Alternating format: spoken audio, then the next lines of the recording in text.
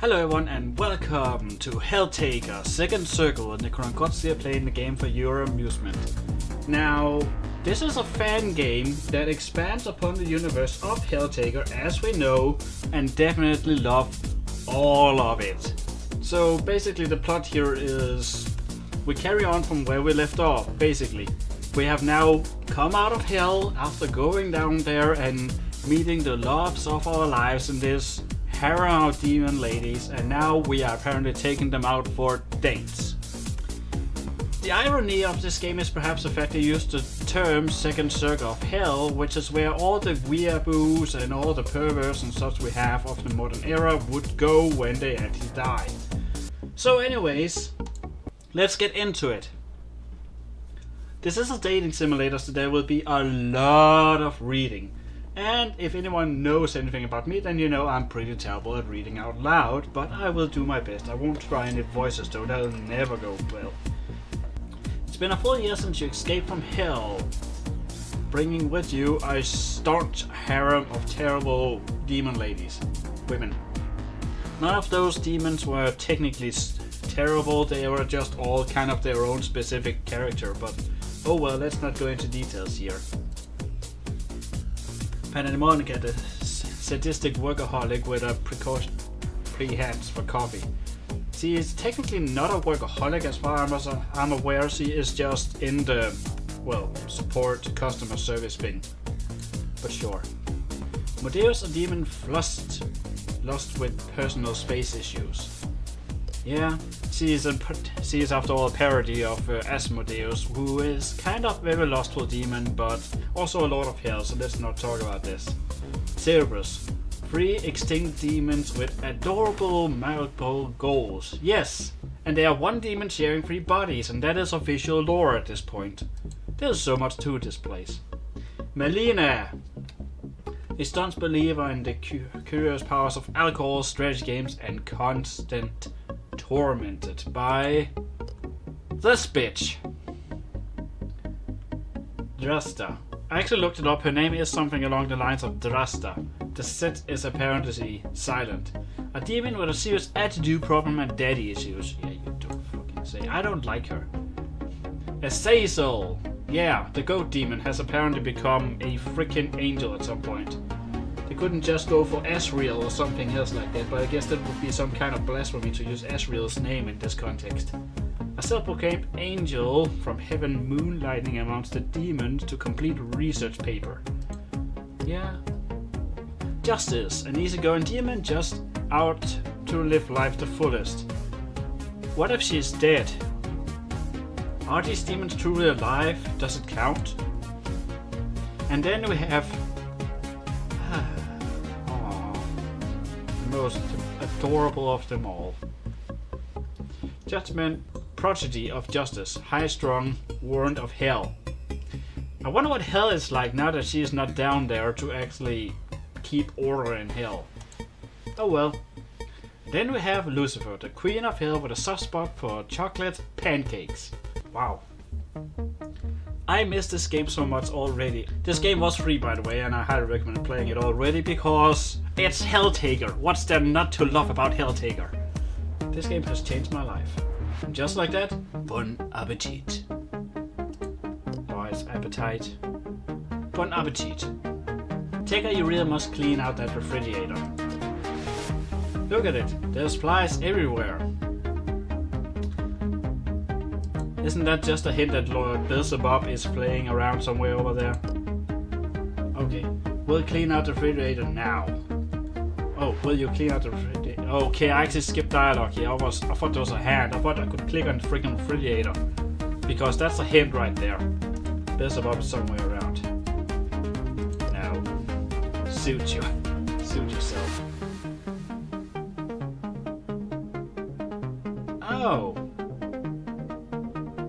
I'm just gonna go back. I think I actually accidentally did that. I think I accidentally just, skipped over that. I think I actually had a chance there to talk to Beelzebub or something like that, because Beelzebub is, after all, the Lord of Flies. Ergo, why Beelzebub's appearance was a giant fly in the original game, but Beelzebub cannot stay true to itself, so it decides to appear as a person.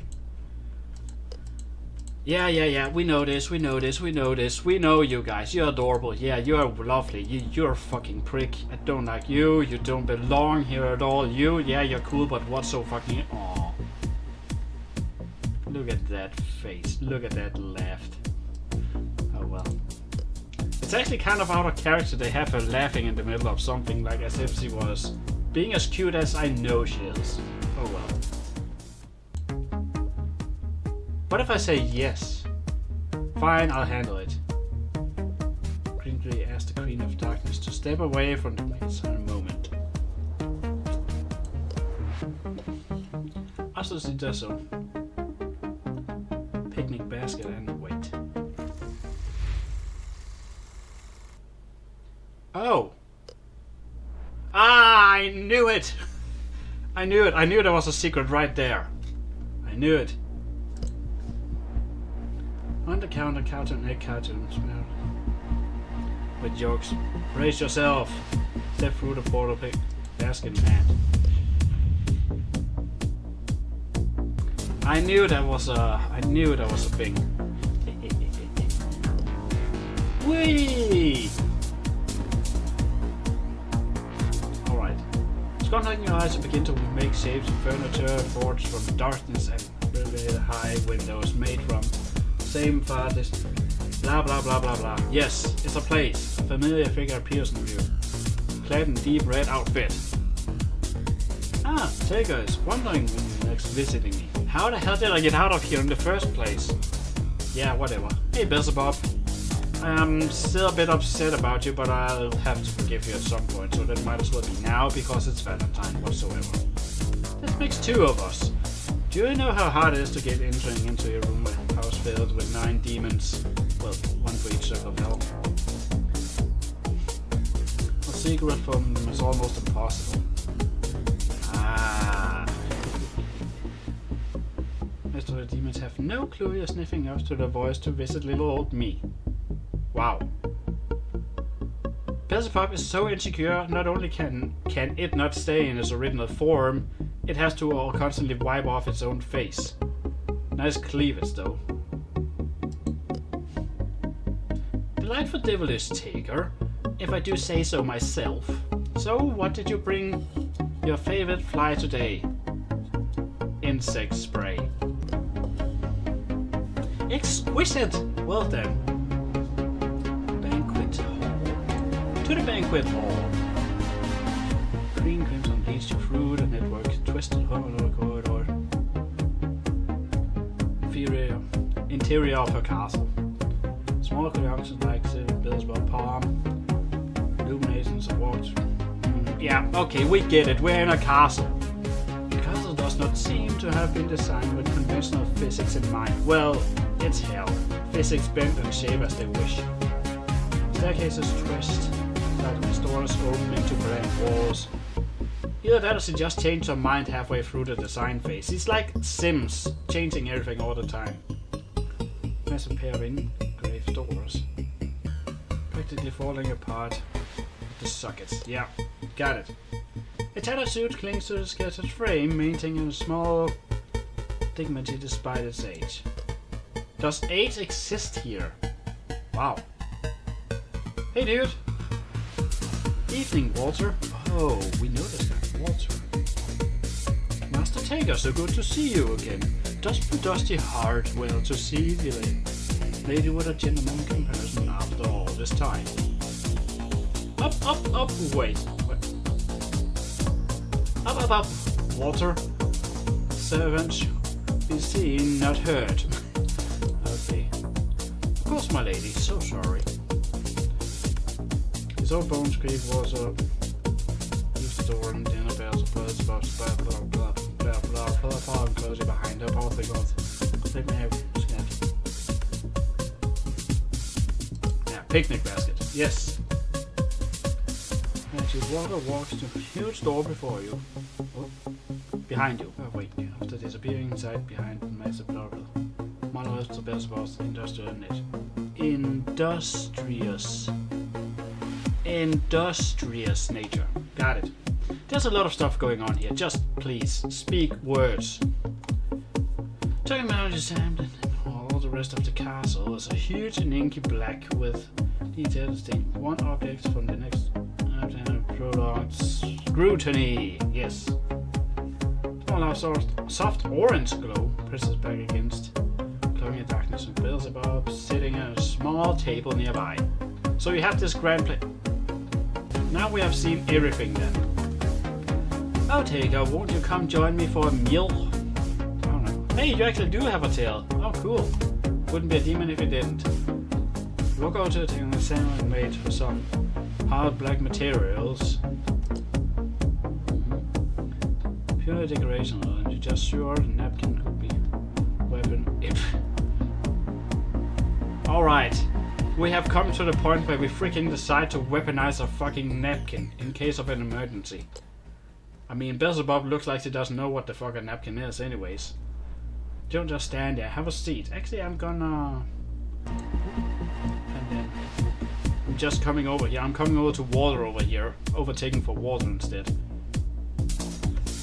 And I'll have to remember how to put it back sooner or later. But right now, we're just sitting here. Over here in the corner where I'm the least distracting. I'm just basically sitting here at the table and staring at Beelzebub doing her thing with what I presume is some kind of darkness Oreos. Oh guys, thank you. You're welcome. The moon pies from the picnic basket. Oh yeah, I brought in the basket. I entirely forgot. And Beelzebub begins scoffing down. Reckless enthusiasm. Why can't I speak words? I do not know how to speak words. The words apparently fail me today. Oh well. So tasty. What did you say were in these? Sugar, eggs, sugar, flour, and a little sugar on top. Is that a new recipe for me to try out at some point? Well, they're perfect. You do know how to treat an old fly well, don't you? Anything tastes nice after 1,000 years of primordial suffering.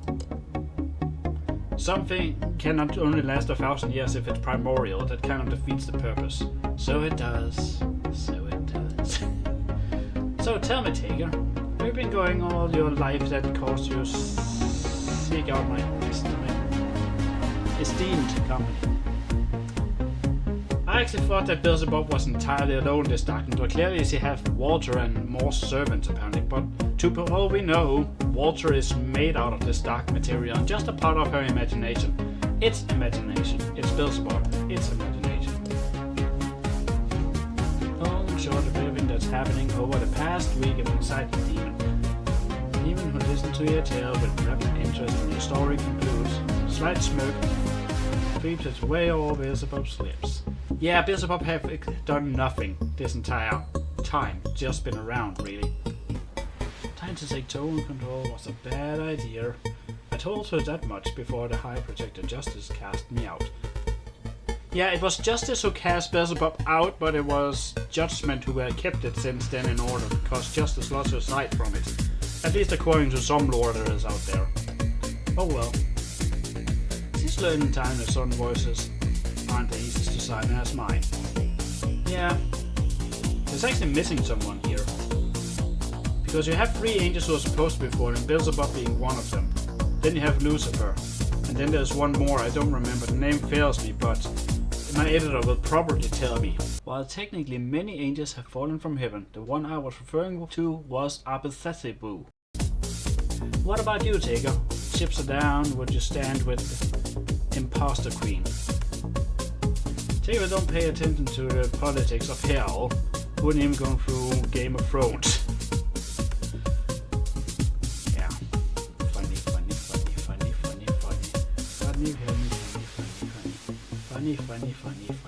I'm very funny. I made public reference to something everyone likes and knows. There's only so much amusement to be extracted by putting little outfits on Walter and making him act out soap operas. Soap opera? What the hell is a soap opera? Oh well. I could talk, Luke. So Lucifer, maybe still that you join us for a movie night victory, not to cause any troubles. Yeah, as if that's going to work. I'm pretty sure that has already been tried. I'm not asking this for anything. When it comes and it takes by my own hand. Lucifer loves to empty but feels like small talk. Small talk, just like regular dates. All kinds of small talk with a person I don't really even wanted to go on a date with. I just picked up that there might be some kind of hint to that. And here I am, stuck in the freaking eternity. In this primordial place that has only lasted 1,000 years, so it's actually not that impressive. Giving all that's at stake here, I guess. We'll just lean back, relax, and enjoy this picnic. At least we have Walter here in the background behind my face doing his thing, I guess. He's all bark, no bite. Normally bites aren't necessary, so you can just settle for bites or barks, but hey, each to their own, I suppose. Oomph to take on elder demon like me in a fair fight. That's why she relies on high rescue to enforce her will. Still didn't answer my question, Bill. Wouldn't be a demon if she did directly. Don't intend to. What I want my tone if I were you, Taker. Without the portal, you can kiss. You hope you have her returning to your home dimension goodbye. Yeah.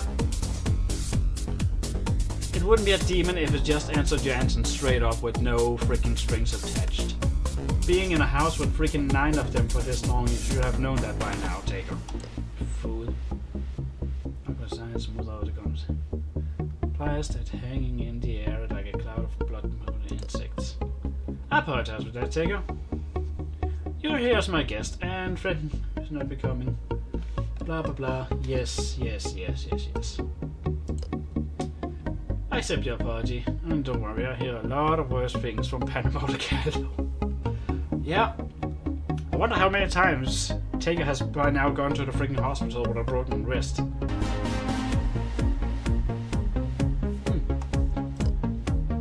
Penny Monica settled down.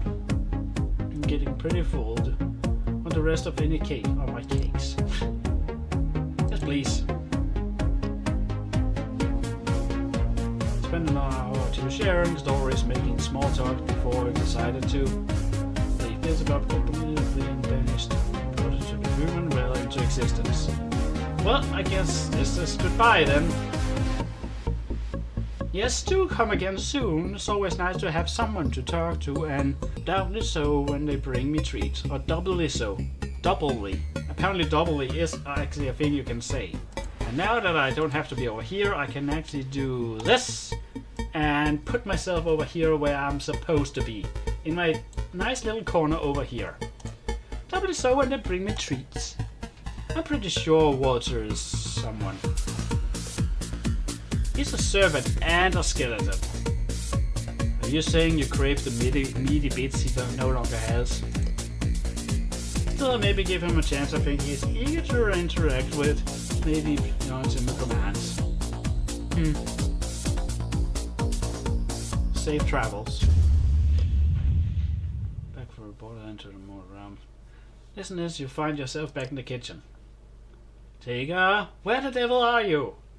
That's funny, that's funny, that's very funny, that's very funny, that's very funny. Especially if you go by the theory I have that Lucifer, the devil, and Satan are 3 different entities, but oh well. Well, there we are, after finally considering your option, decide not to inform Lucifer of an event that just transpired. Some things are best left unsaid. Well, I mean, it is literally Lucifer we're talking to. You're not supposed to tell the truth to a demon, or it will use that truth against you.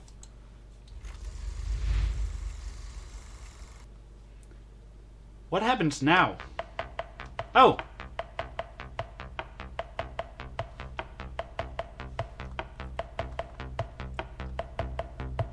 What is all this about? Well, now we have seen what happens if you say yes. But what happens if you said no to clean the fridge?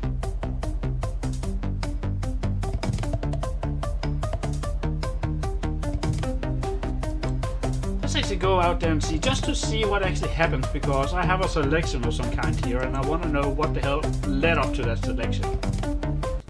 We are going in here and we are going to not do the thing with the fridge. Not doing, not caring, don't give a damn for this, we have seen it before. Except for this one. Flies everywhere.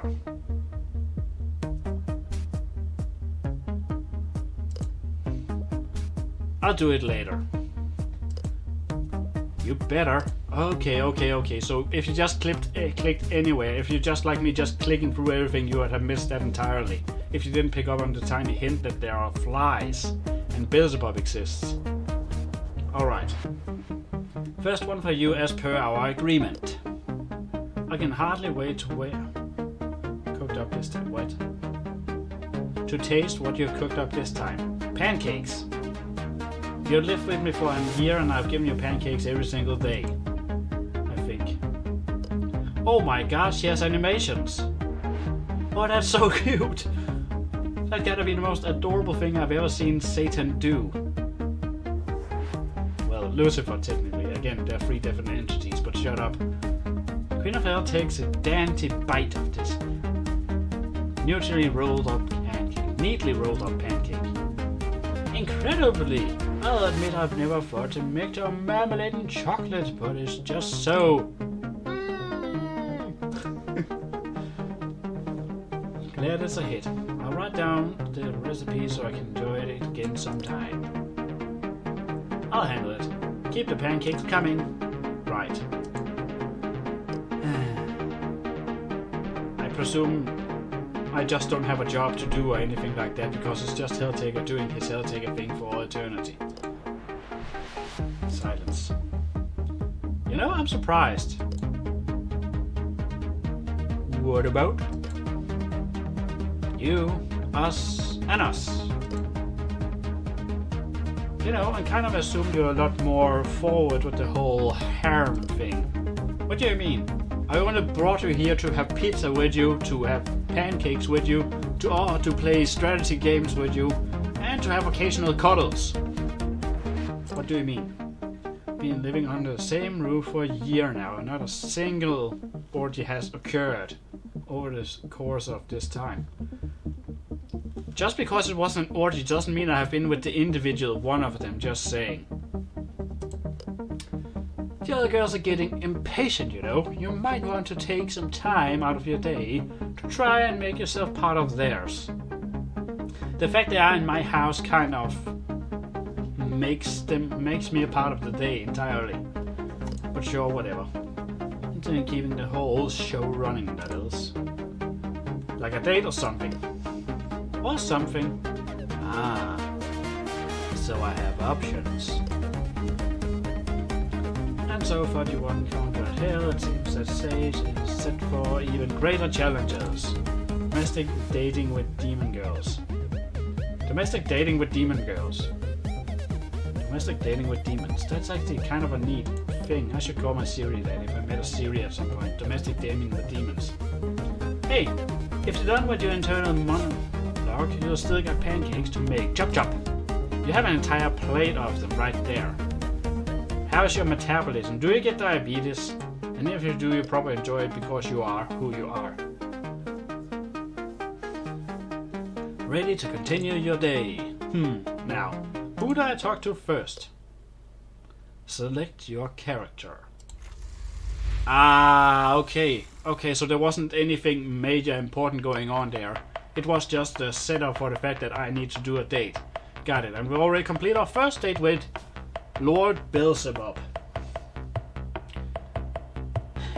Yeah. Who even in its own realm does not apparently go for its natural appearance and decides to be humanoid. Also, listen to that. It's the music. It's the music.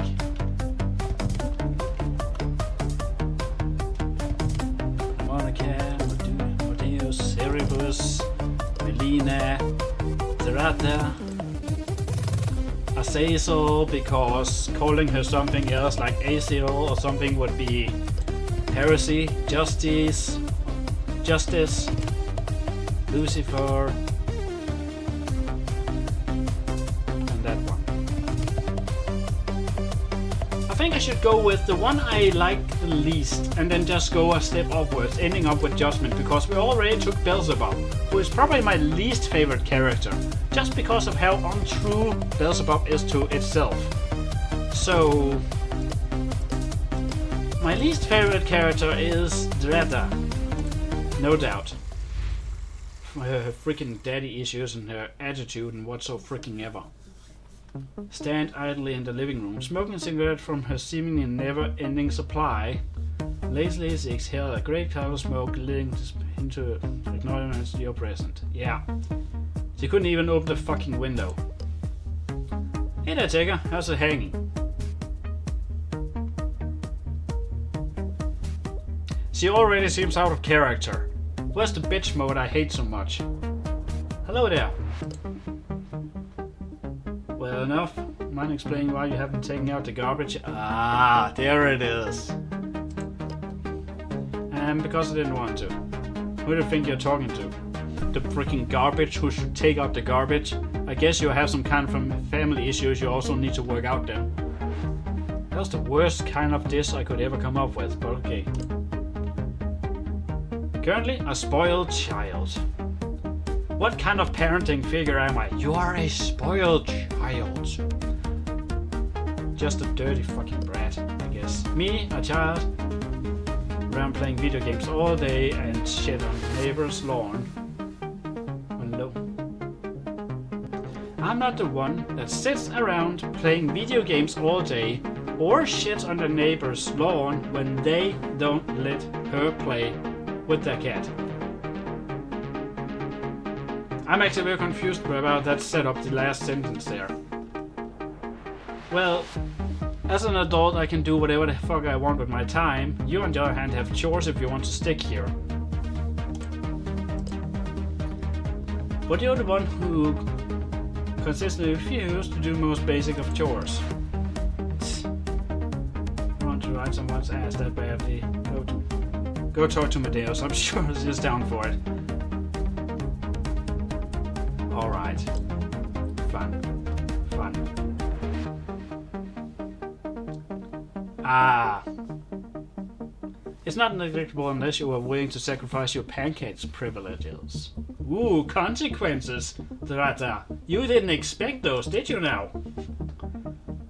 Hey, shit taker. I'm getting an idea. How about instead of making me take out the trash, you just take it out yourself? Take me out instead.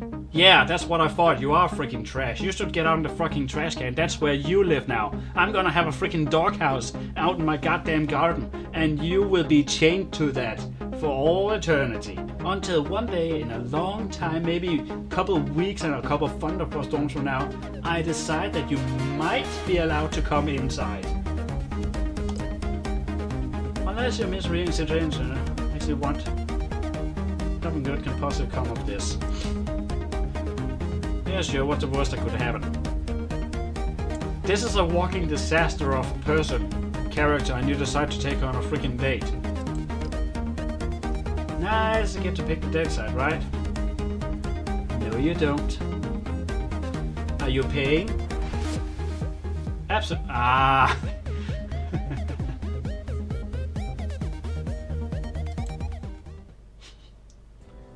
Yeah, that's it. Unless she was paying, she shouldn't get to decide the freaking place. Where are we heading? Again, this seems a bit out of character, but oh well. Hit up the local smokers bar. Smokers and choke. Can't. Last time we went there, I got thrown out and playing with knife fingers with the regulars. Fucking beat the house record. Nice. You do know the object of the game is to avoid cutting yourself, right? Yeah, if you play by the pussy motor rules, I wasn't blue balling myself just to win a game. So she was basically doing the knife thingy with her hand, but constantly jabbing herself in the hand instead. Is that how it is? Well done, Dratra. You failed at the most basic of tasks. Despite her provocation, attitude and comedy isn't entirely unpleasant. What the fuck is pleasant about being anywhere near her, of all people? As you walk down the street, conversation anything but banal. Drata seems to delight in taking life itself down a peg. Anything crossing her path, she can't roast. Verbally, you can to step on to prevent her from roasting literally. What destination? Where the fuck did... Oh! We went to a freaking garden.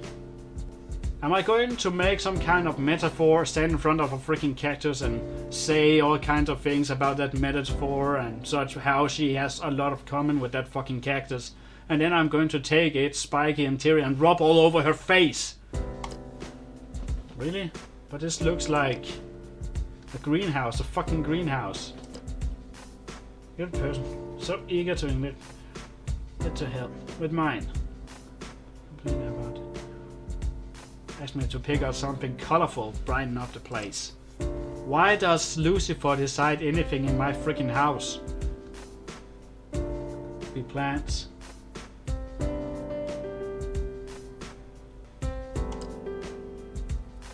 I really don't want to know what she's talking about. Nope. We don't need any satanic rituals right here and now. Maybe later. That's like more in the Halloween season or something like that. Strict with plans for now. Probably something easy to take care of. Like an... what the fuck are these names? Check out Mr. Big word bounty nerd over here. You're gonna learn how to show a good time. Oh, what are you referring to? Also, you shouldn't probably not be smoking when we're indoor. I should have left you outside the freaking store, chained to the nearest light pole, with the sign saying, "I'm a bitch, someone teach me a lesson," or something like that. Alright. In there. This is that and somewhere you can help me find a suitable plant and promise we'll leave as soon as we came for. Yeah. Fine. Fine, but after this, you and me are hitting the town proper, you hear? No, we aren't. We're out between the royal plants aggressively building clouds of smoke. The face of innocent shoppers and stay close to her. So to examine the ferns until... Hey, Taker! Check out this shit. Well, check this shit out. Yeah, that's what I said. She's a fucking cactus. Bending a small cactus at you. What's the matter? You didn't tell me this. It's just a cactus. You don't have them in hell. Once we have them, fucking massive and covered in hollow needles that stabs your body and suck out your... I think you get the picture, but if she hasn't, didn't you have to put tans? Telling you don't have bedroom or pipes. This little sucker. What? You're telling me you don't see the bedroom oh. The bedroom application of this little sucker. Yeah.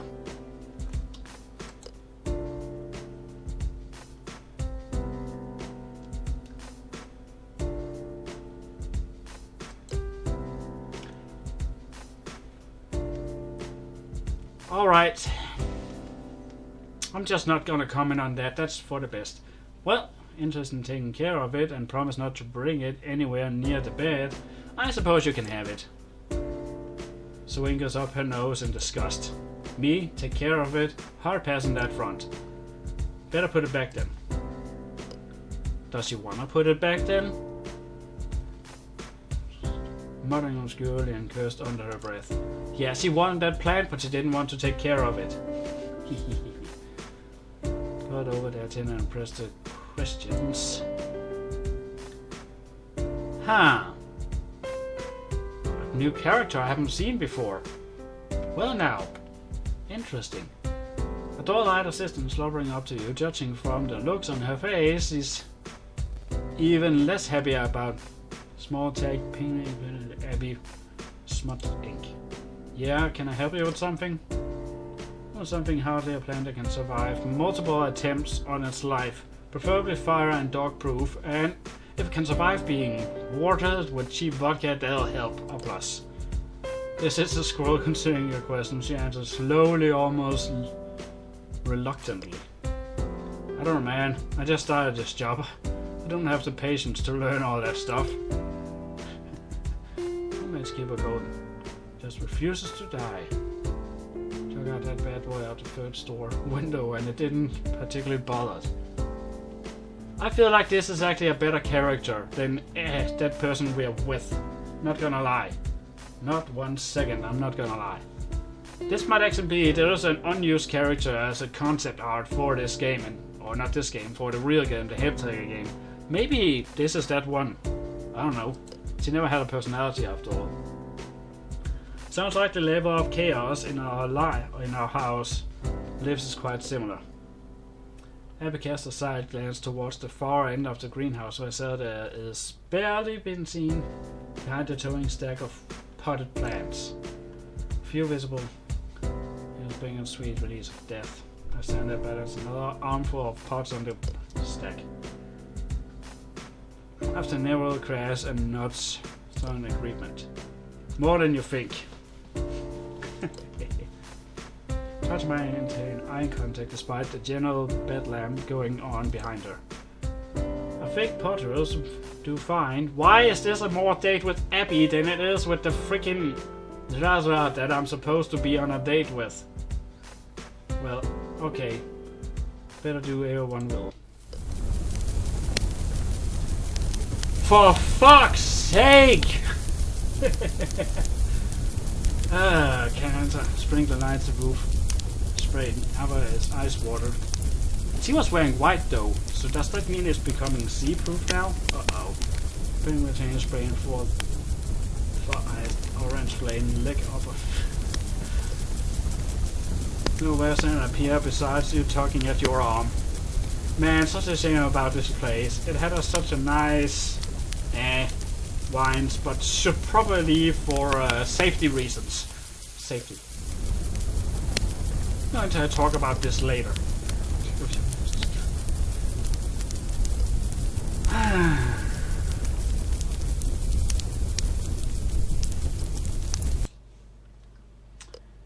So we didn't get the freaking plant. We scared away Abby. She cock-blocked me with freaking Abby, and now we have this thing. I hope that place was fucking insured. Oh, it's evening now. How long time did we use on that freaking flower pot store thing? I'm glad you asked. Oh no. We did the awful mistake of giving her the chance to make a choice. God damn it. Well, we went to a lot of bars apparently. Got it. Does that mean we are absolutely drunk when we got home, or does this mean that we're doing something else now? Clutching is alright for balance. Yeah, we are drunk as fuck. Two of you stumble back at the house. Ungodly hour. Late night, there's only one member of the house reliably awake. Yeah, of course. Melina sits in the darkness living room. Eyes lit open to the blue light membrane from the television. She glued herself to. I mean, you really shouldn't be up this late or the blue light. It'll make your tit go flat. That's the weirdest thing I've ever written in my life. Valentines. Wait. Zrada is the drunk one. But it's Melina who likes to drink. So why is Melina sober? Sighs, pauses again, turning her face to her sister, taking a swig from the paper-wrapped bottle beside her. Ah. She's drunk as well. You can't say it, Zrada. Say it before you pass out in a bottle of your own sick. Hey Melina, check out this shit I picked up for you in town. There's a small cactus from earlier and lobs its underarm to Melina, barely managed to catch it in time. Careful, little bastard, almost prickly as you are, guess been a perfect match for each other. Seeming the rest are living large and taking chances while you're sitting here dry as a desert. Go back to hell and leave me in peace. It wouldn't be hell if these two ever came apart. Just saying. Chucks the cat into the trash bin where it pots shatters, sending stray clouds of dirt and shouts, "Cameras flying. Hey, what the fuck? I lifted that thing for you." So, cry me a river. I don't recall asking for something. Take care of. Wasn't that your job once upon a time? King open the back door as she returned to her van RV parked in the backyard. We have a freaking RV! And also, yay, she lives in the RV. Good. Where she belongs. Attempting to consume the light new cigarette. Hope she doesn't set fire to recreation vehicle. What if I instead you read anything about it?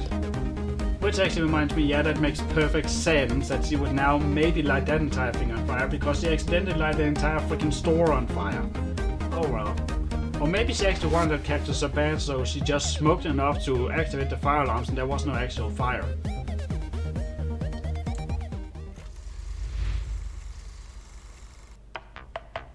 Oh! Oh, so we're back now.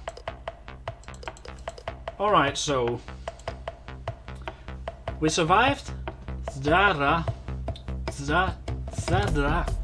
It's Polish for traitor, so Zdara, I think. After her, my least favorite will probably be... it's probably Azazel. Not because Azazel is a boring character or anything, or not because I don't like Azazel, but because she's kind of unremarkable compared to the other ones. She kind of doesn't really blend in, I feel like, at times. Azazel. I'm gonna set up an impromptu movie marathon. Okay. A bright light spilling out of the hallway from the crack underneath Azazel's door. They have entire freaking... how big is my fucking house? With a groan, you make your way over and knock on the door. From inside, you can hear a shuffling of papers before a small man's voice answers you. Yes? Who is it? There's something about the angel's shivering tone that makes you question your own sanity, let alone hers. As angels do realize how late it is, don't you? All of a sudden, the door swings open as Azazel stands before you. She looks like she's wasted. Like, pretty fucking wasted. Though you can tell from a distance, looking at her eyes, the winged angel seems unfazed by the fact. Hello there, Mr. Taker. Goodness me, is it late already? Yeah, it sometimes feels like that. I don't know why, but apparently it feels like that whenever you're alive. Which I don't know if you qualify as being, but oh well. I should be getting to bed, shouldn't I? You should. Go the fuck to bed. Yes, you should. Against your better judgment, you look past Azazel and peers into the messy room behind her. While you wouldn't describe the space as being typically tidy, there is something extra chaotic about the state tonight that causes you to worry if the angel's mental state. Well, she's growing horn according to the lore, so... What are you worrying about? Anyways, My thesis. Azazel turns to look at her mess and scattered papers and leave towers of books. Strange sense of pride in her voice. Your thesis? Indeed. I have a theory and way of classifying everything in existence. I see. How have you arrived at this idea? How have you reached that conclusion? That's what I would have said, but shut up, this is not me talking. I'm just putting words on this. As soon as the words leaves your lips, you immediately regret them. Shimmer and excitement. Yes. Before you can escape the drawing, you breathe blah blah blah blah blah blah. Very lengthy explanation. Yeah. Tend to focus solely on non-living things that made up the physical matter.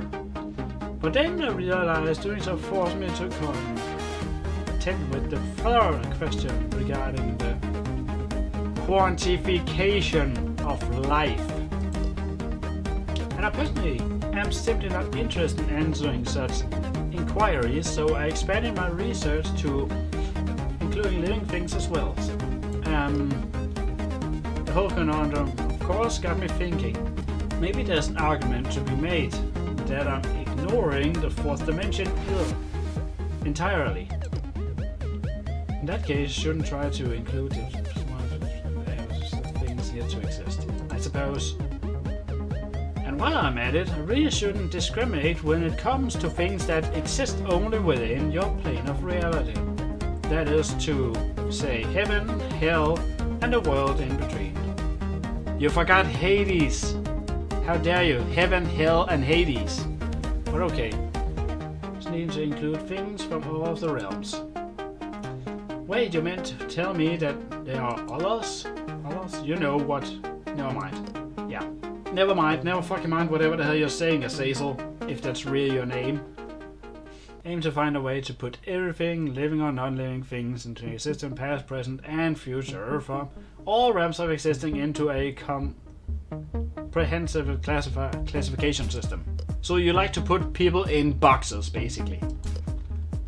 In some countries, that will probably be considered racist, but I guess, oh well. 3 in the morning. Yep. Here we begin to massage your temple. I don't think that's better prepared to tackle it if you perhaps got some rest. There's no time, Mr. Taker. Millennia, I must spend as much time as I can work. Yeah, very well. Then how about this? There's a museum in the city that has a whole slew of exhibitions that I'm sure would be perfect for your research. If you promise to go to bed, I'll take you there tomorrow. How am I going to ensure that she's actually sleeping just because I sent her to bed? She could just literally just be laying in the bed with her pen and note and be writing away for hours on end. You know, like anyone does whenever they're actually running up for an exam or anything like that. I mean, do you really mean it, Mr. Taker? Of all my heart. Now, do we have a deal? I'm not a demon, but I'm willing to strike a deal. Too right we do. What kind of too right we do?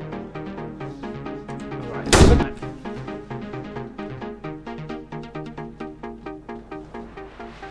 I think someone just got shot.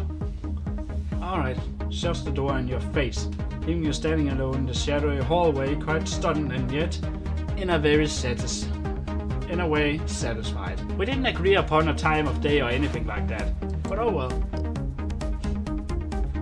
To your main peeking, we're sure that just time to light in the angel's room to click off into total darkness. You're up early next day.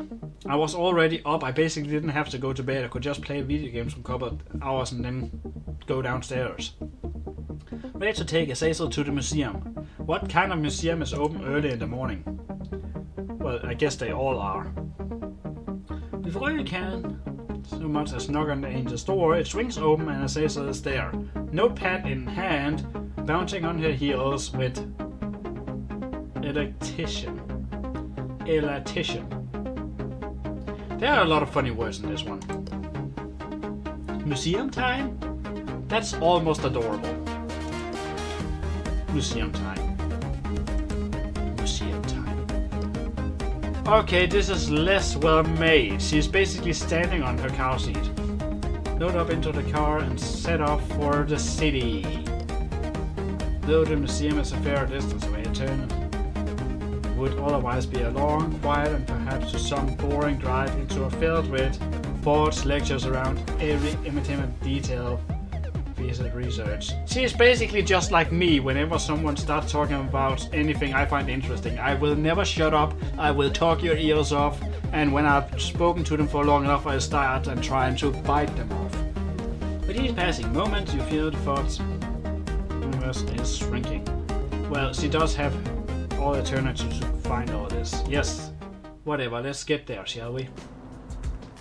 As you shut off the engine, you turn to see your companion brimming with excitement before she can leave the car.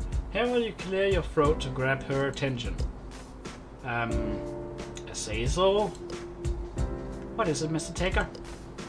Listen, I just want to know that I understand there have been a lot of changes lately. As it's been like this for a fucking year. You and everything else moving all at once, you know. Just get used to it. It's just a lot to get used to. I'm sure, I suppose. I don't understand what. Me neither. I have no clue what he's talking about. What I'm trying to say is, I'm here for you if you need to talk about anything you know. She is not depressed, she is always happy and excited. Well, okay. Something is bothering you, you don't have to, you know, keep it all bottled up. Oh! Maybe I made a mistake. Maybe she is actually not always happy and excited and she actually has some kind of pinned up frustration and it's just a facade of happy smiling and curiosity to cover a much darker personality. Is that because of how late I was up last night? Well, yes. Oh, I see. The angel sigh and her shoulders sag. Every ounce of her joyous energy has left her all at once. You have never seen her look. No, I just got very worried all of a sudden.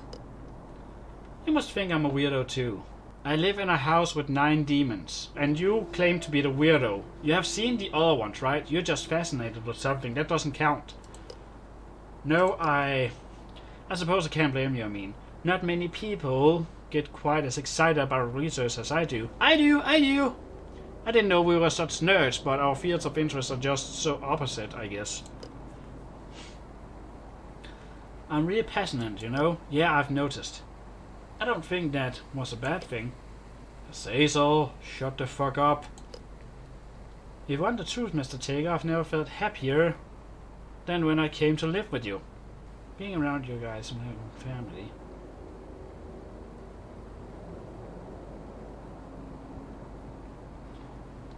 Alright, so she's happy when she lives with me, but isn't heaven supposed to be eternal happiness? Or is that only for the humans who go up there?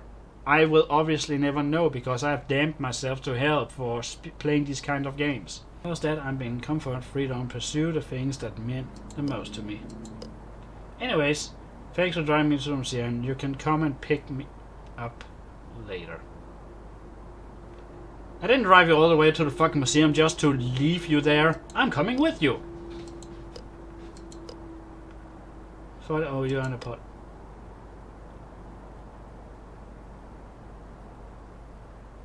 I must have missed out on something here. Probably believed I'm trying to keep putting. I'm saying that I said because of what about you. If you'll permit me, I will come and anyway you have this museum. A lot of research to do, so tell me, how can I help?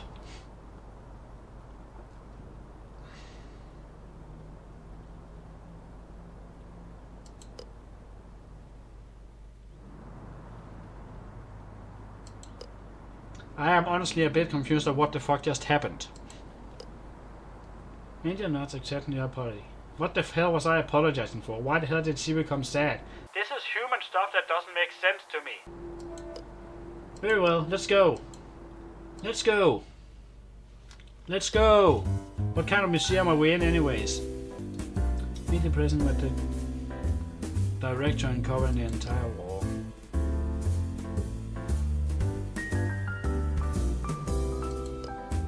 Nevertheless, you're determined to cover much ground as possible in the time you have.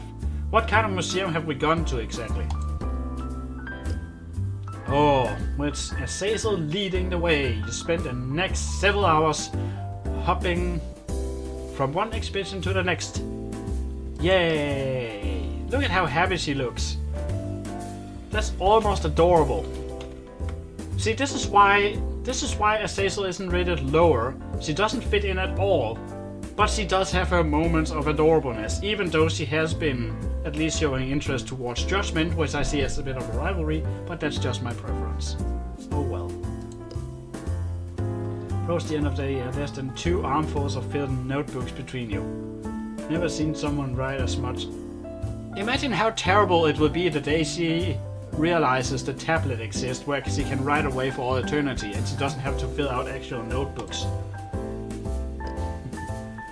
After glancing at the clock, you turn to Azazel.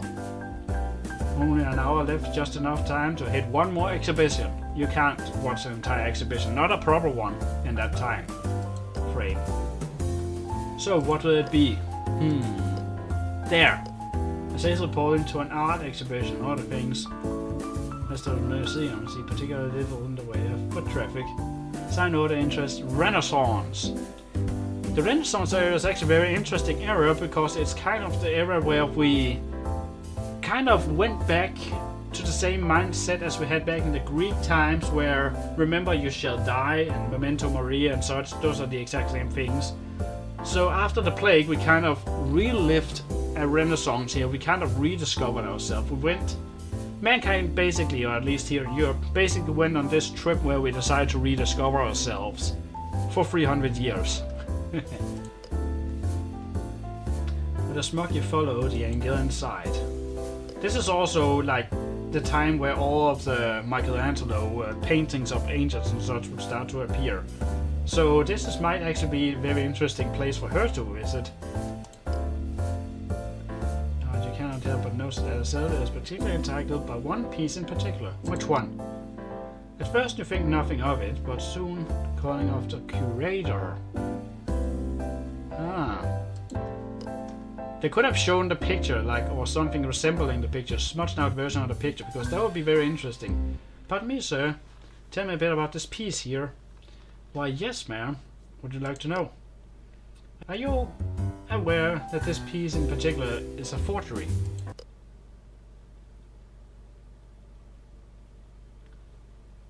Oh, a few paintings nearby gas railways and nearly drops notebooks in your arms. As you heard her say, the curator is standing.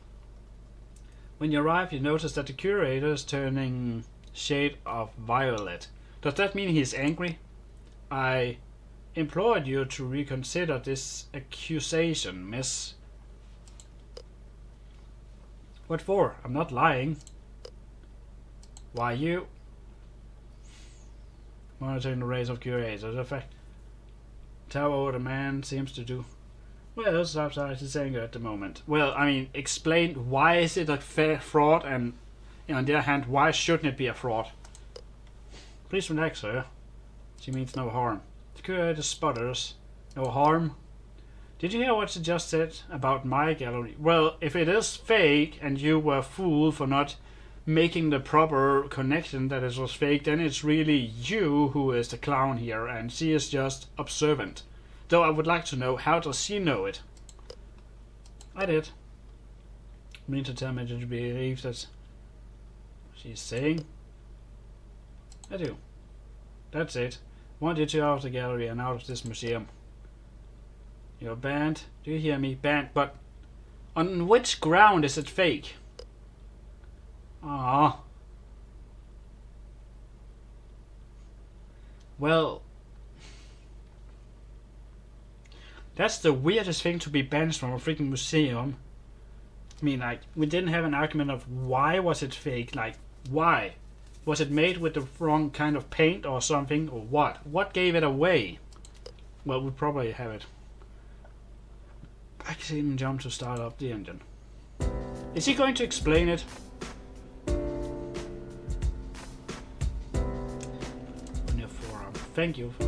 Stuck up from back there. I went. Cause you trouble. Miss Lord, I hope you know. Promise I'll back you up now. Okay. Now, let the hell out of here. That's funny I say that cause I'm with an angel. I felt like that was a bit missing. I felt like there were a few things missing in that one. But oh well, I guess not exactly missing, just meh. Alright, so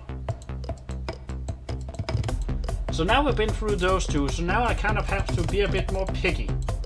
Or I actually have to argue for why or why not I would like or dislike someone. And I'm actually going to pick Modeus, because again, it isn't because I don't like Modeus. Modeus is great, but Modeus is also kind of basic. So let's take Modeus out for a spin.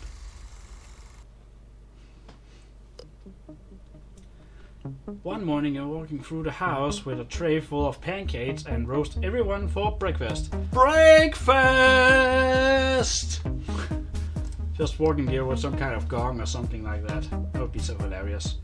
On the way you run into Modeus. You run into Modeus in the upstairs hallway.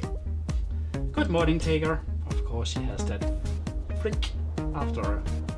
Oh, good morning, Madeus. Pancake? Pancake. Yes, please, I'm starving.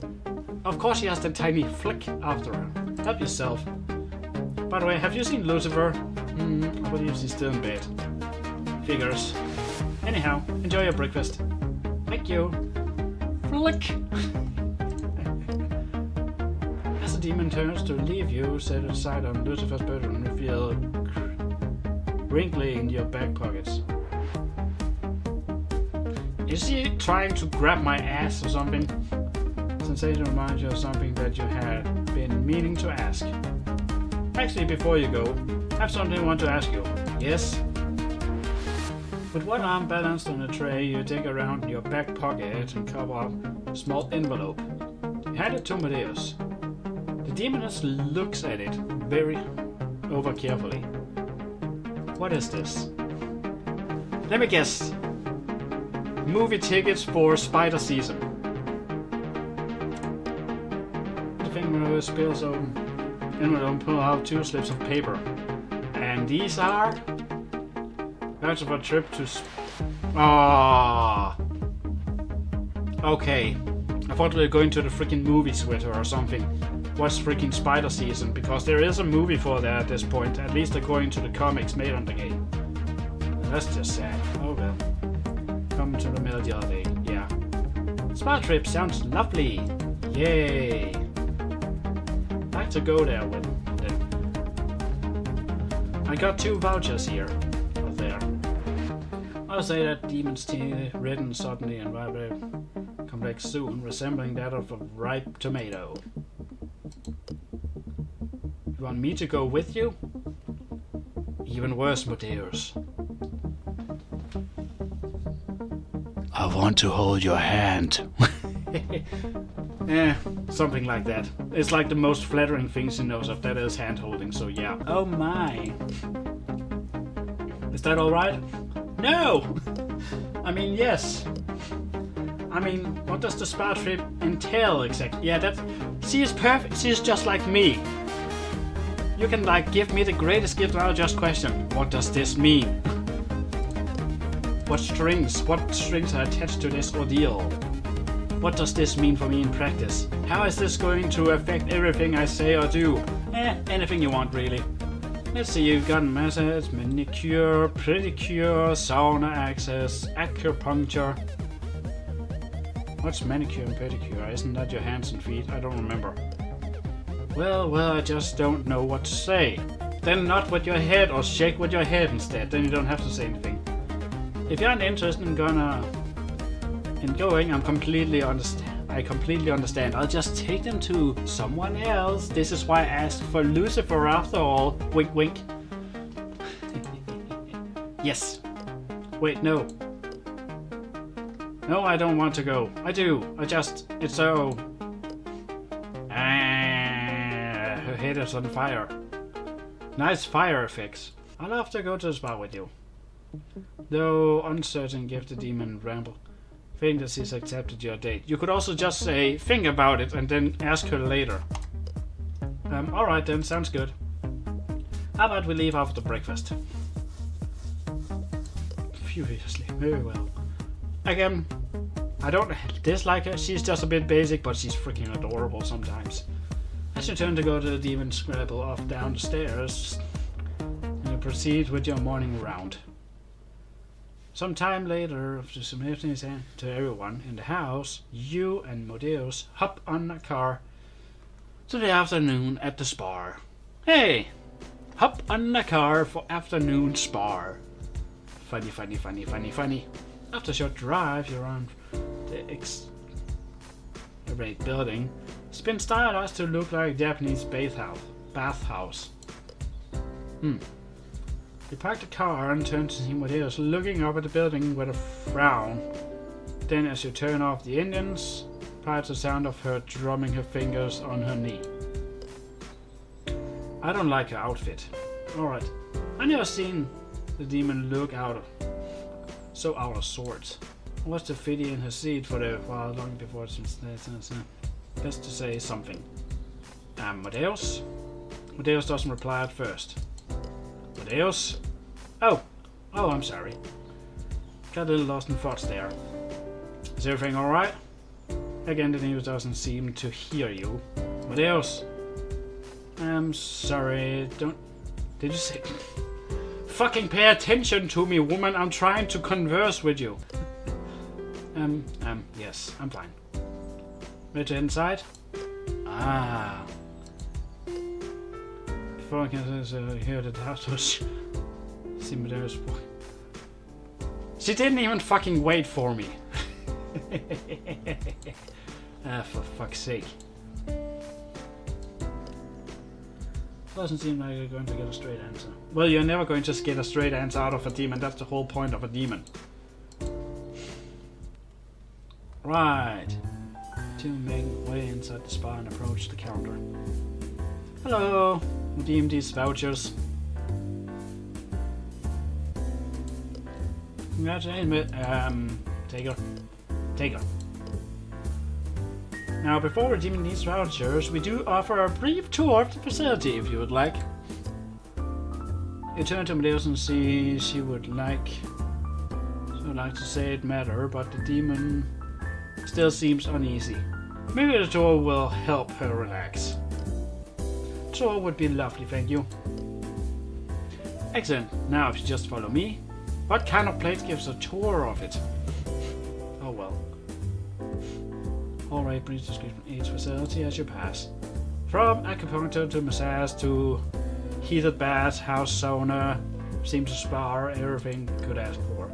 There's so much in fact that by the end of it all it's absolutely overwhelming by the choices. Well, you aren't supposed to just come here once, you're supposed to come here on a weekly basis. So you have decided that you would like to put the vouchers toward. Okay, so the vouchers only covers X amount of things at a time, then you would have to pay extra for other things on all times. That actually makes perfect sense.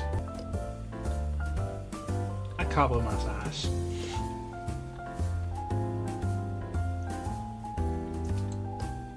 Oh, yes. Okay, we're going to for a couple massage. Sure, why not?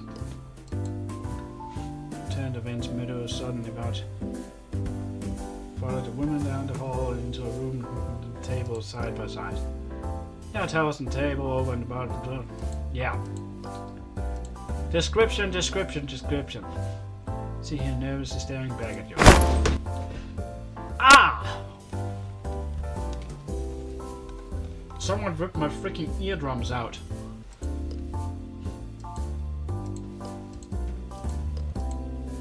Soon, shortly thereafter, a masseuse arrived. Massageur? I'm not sure. I don't speak the freaking language now, do I? Small talk to him again. Okay, it is masseuse S because there's more than one. Got it. Dexterity and strength was possible to massage. How will they massage her the top of her head with the horns inside? How does this work? Well, okay. Also, where the fuck are my sunglasses? Satisfy the painful release and we're gonna switch this between you and Amadeus, giving you each. Wait. Okay, there's only one woman. Oh, okay, got it. Has anyone ever told you that you run a bit warm, dear? Do I? Must be the climate I'm used to.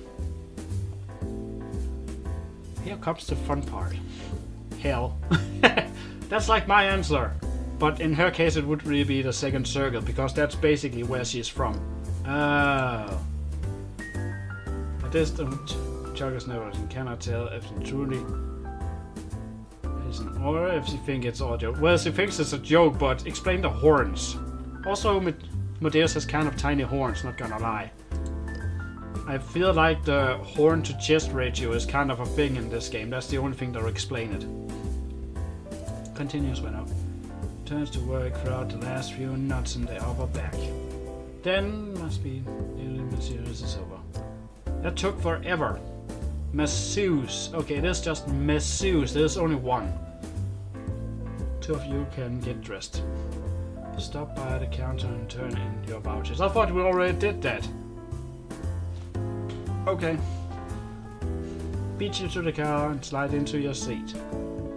Look at the company of notice that she is avoiding your gaze and has resumed drumming on her knees. She's a weird one. Wishing you knew that was putting her all the sort of pondering question her further. When the car moves, it causes you to rethink the decision instead. Start up the car and head home. I was already driving by the time they did that. It wasn't just a static picture or something, but okay. Also, she looks more like she's actually sitting in the car than freaking Azazel did.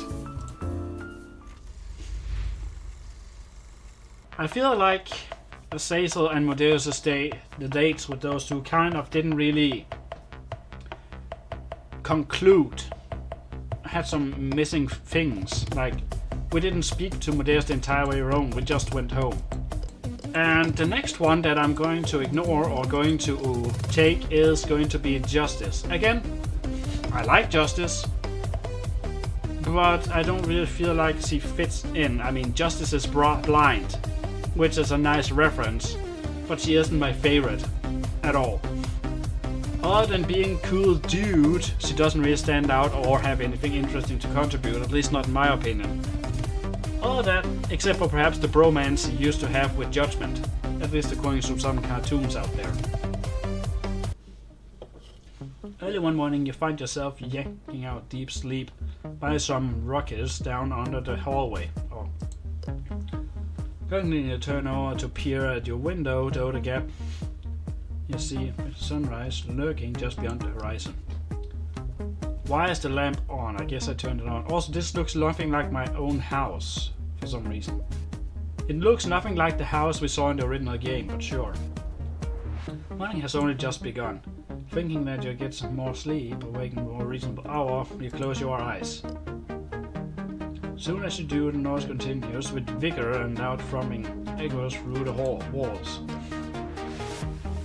With a groan, you rise from your bed and slip out in the hallway, where you are able to then discern that the sound is coming from just this room. Yes, you probably couldn't find her bed or something like that.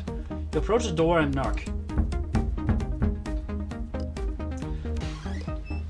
Okay, this is a nice easy one. Why does he have a TV? Well, I guess you can still hear it. As the door swings open, you look at the demon's bed, only to find it empty. Instead, Justice is on the floor doing crouches. She pauses at your enters and sniff at the air. Yo, Taker. Well, she could know that already from the voice. Oh wait, we only knocked, we didn't. No mind. Good morning. Morning. Did you know it was me? Well, she could smell it. I'm the only one here who gives up a non-hell-related scent. And I'm probably also the only one who would bother to knock. Unlike the others, you don't reek of brimstone. Yeah, there it was. Can tell her apart by smell. Well, of course she can. She can't see, so she has to do it by other means. Why is she wearing sunglasses in the fucking morning, though? Most of the time. You stop to ponder and find yourself distinct from the fact that Justice is resuming her workout. Conversation can slow her down. Even as she speaks, she is hammering out rep. Okay, so she's basically me whenever I'm at a workout. Got it. Anyways, 9, 10, how's it going? You're 11, 12, 13, up early. Earlier than usual.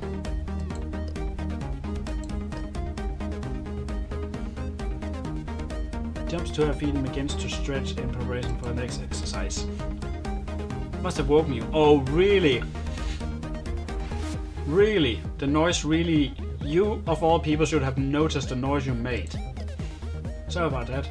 Hoping to get just before breakfast. You know, you're supposed to eat something, then do your workout. But if you really want to, you could have gone outside and gone for a run. But now that I think about it, that would be very, very unsafe for you, of all people, to go for a run. Anywhere. Breakfast won't be ready for another couple of hours. Yeah, she doesn't know how late it is. Oh, really? Looks like I misjudged the time. You did. Actually, if she was to wear a watch, would she wear a watch where there's no glass in front of it so she can put her finger on it and feel where the arms are in such different times? Because that would like make sense. Ah well, might as well get it done now since I'm up. Alright, but could you at least try to keep it down a little? Most of us trying to get a couple of hours of sleep. Do these demons and angels need to sleep? I mean, it is torment without relief, so do they ever sleep? Or do they just sleep because it's cozy? Not making progress. Finish up with the warm. Now she's going to move difficult stuff. Difficult stuff. Yeah, elevate, then push up, sideways plank, chin up, burpees, that sort of things, you know. Can I join? Despite my appearance, I actually do a lot of those. Or at least I've begun to. It started like last year. But if you want to get in shape, there's only one thing to do. Start. Burpees, yeah. I take 20 of those. I don't mind. We're on the second floor. Well, I would prefer to go out and do it on the lawn or something like that. How much noise that's going to make. Yeah, and how much of an exercise it is. It's a pretty good one, I will admit that, but fuck! Could wake up Cerebros doing that. Once she's up, it's impossible for the rest of us to get up. Yeah, she'll start barking. Cerebros will just start barking at everything. How much energy she has in the morning. What else am I supposed to do? Listen to music in your headset, of course, because you can't really watch movies. A gym could be fun. Oh, so we're going to the gym now. How will she... Oh, wait. Oh, come on. You must know the best place, right? Well, judging by his appearance... Yes, at least his original appearance. And before you ask me how I know... She has been all over me. Attempt to ignore the rising warmth into your cheek. You can't just mind it back in time. It really shouldn't be that hard to figure out that he has arms like a tree trunk, but sure. Alright. Want to tell on some clothes you don't mind sweating in a water bottle. Hell yeah. Are we going now? We are. Unless you would rather wait. You are supposed to at least get breakfast before you go, else your body has no energy to run on. You're just gonna freaking die soon. No way, man. I'm in. Just a new room. Blah, blah, blah, blah. Yes, we're going... Wait. Step across the hall into your own room, where you find yourself, looking longingly at your bed. Decide to sleep here. You take out your workout equipment, clothes, t-shirt, and gym shorts.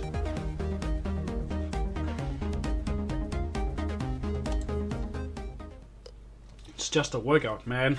You're only competing with yourself. At first, remember that. Walking towards you. Oh, I can just scroll on a freaking wheel. Practically bouncing in her heels with excitement, she grabs your arm, and soon as you're within reach, so that you can lead them down the stairs and into the car. Oh. Oh, that's what happens. Got it. If I missed out on something, I'll just scroll up and it will go. Back at the club in early morning sun, you and Justin load up in the car and make your way into town. Short while later, you arrive at the gym, large sign over the board. Mount Olympus. Not only is the Mount your favorite gym, but it also just happened to be the closest one to your house.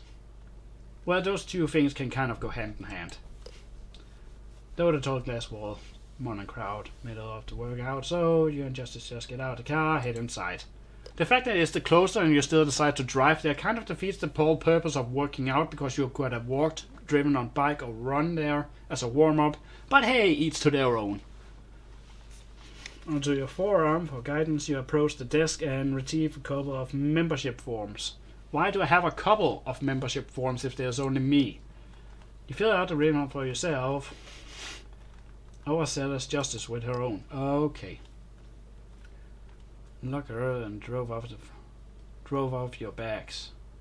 I don't know how these lockers actually work in this place, but I'm going to presume these are somewhere before you change clothes or after you change clothes, because if they were in just a room where you change clothes in, that would mean she either walked into the men's room or locker room, or we walked into the women's locker room. Unless, of course, she has some kind of anatomy predicament that means he can go into the mayor's room. I don't know. Let's not question this. It's a freaking game about dating demons. Sure you want to start here? Without a doubt. I'm thinking 7 sets, 13 reps, each at, let's say 133 laps. Pardon? Yeah, I know, a little on the low side. I'm still feeling a little stiff from out of practice. Got it. Why is she admiring her own biceps if she can't see her own biceps? Alright. I'll spot you. Where the hell did the music go? I guess they didn't have music that fitted for this one. You find yourself too focused on holding them to a bar, really think too much of the matter. And now everything is all set up. You help Justice into position. That's one hell of an ass. Well, the first couple of reps looked a bit uneasy, so it's carefully spots progress. Soon the hammering to just finish the first. Could they play some goddamn music? I'm gonna add some goddamn music, but of course this actually makes me uncomfortable just to have the silence and metal going on. How's it look so far? Everything looks good from here. It looks really good from here. I'm at my reps. That's a bit. Okay. She looks back over. She can't look. She turns her head to look over his. Finally, you can save the embarrassment of having to stream at reps. In fact, the return to the workout. Yeah. Okay. Justice knocks out the remaining 6 sets with ease. As she dabbles in a sweat, blah blah blah, forearms, she turns to you. Alright, your turn. What are you feeling? I think I keep the weight, but I'm going to tone and set it down to a notch. 3 sets, 7 reps. Sounds good to me, man. What the hell is she going to do while I'm actually doing something? You do what you're comfortable with. Well, remember, you're only competing with yourself whenever you're working out, at least in the beginning. Or at least until you get friends. And I'm lucky I don't have any friends, so I will never be competing with anyone but myself. Though I did actually recently reach my goal that I set for myself, so now it's all about pushing the goalpost a bit further. It isn't nearly as effortless as Justice is. Well, Justice is a freaking demon, so that doesn't entirely count. But remember yourself that it's not wild, but demon from hell. Yeah, there it is. You managed your first set fairly well and finish up the second much the same way. And the third, however, you feel your legs begin to shake and ready to give up. Yeah, that's kind of how it is. Justice squeezes your hips. She got her hands all over me. Come on, man, you can do this. Got 4 reps to go. Each in your own powerful last of your squats. Return to bar's rightful place, Justice. A triumphant high five. You killed it, man. You have no clue about that. You were just there hoping it went well and hope I didn't fucking die on it. What's next?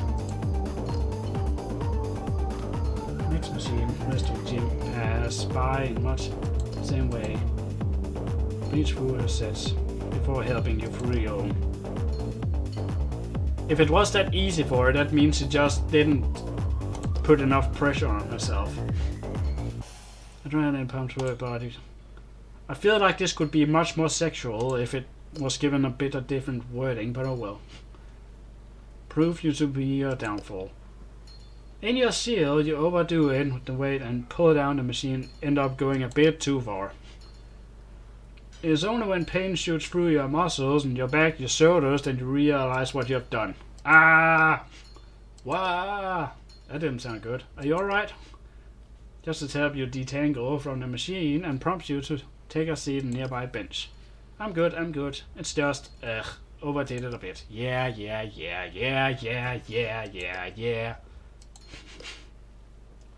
Feels around the muscle of your back and winches when it comes up with the point of the pain. Oof! Yeah, you did a number on yourself there, Chief. Take it easy for a sec. Have a bit of a breather. Sit just and wet massage on a little bit. Out on your shoulder. Embarrassed by your mistake, hot water, shame, why are we still here? This is boring. Want to hurt yourself.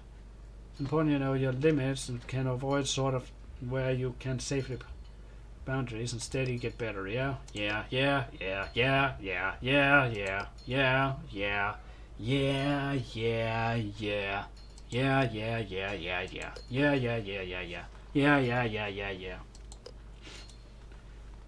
Oh. Can do the future. Oh, I could actually take that away. Good to know. Thank you, Justice. Just fun to know. And I promise I won't let it stop me. Are we done here? Oh, I keep clicking the wrong button. You feel the me and lean the cheek against your shoulder. God, I'd like that. What? God, I'd like. Wait. Thanks, Justice. I had a lot of fun to promise. Stop me. You take me as a regular thing. How'd that sound? Do you mean it? Absolutely. Okay, so you want to come here on a regular basis. Got it. Sounds good. When are we going to not defeat the purpose of exercising by actually walking there, or running there, or biking our way there? Shower. Your respective showers. How did she survive going through the locker room? She can't find her way unless she has some kind of echolocation. She's probably just walking in there, screaming her lungs out, and wherever she hears there is no echo, that's where she can go, because that's where the showers are. I guess.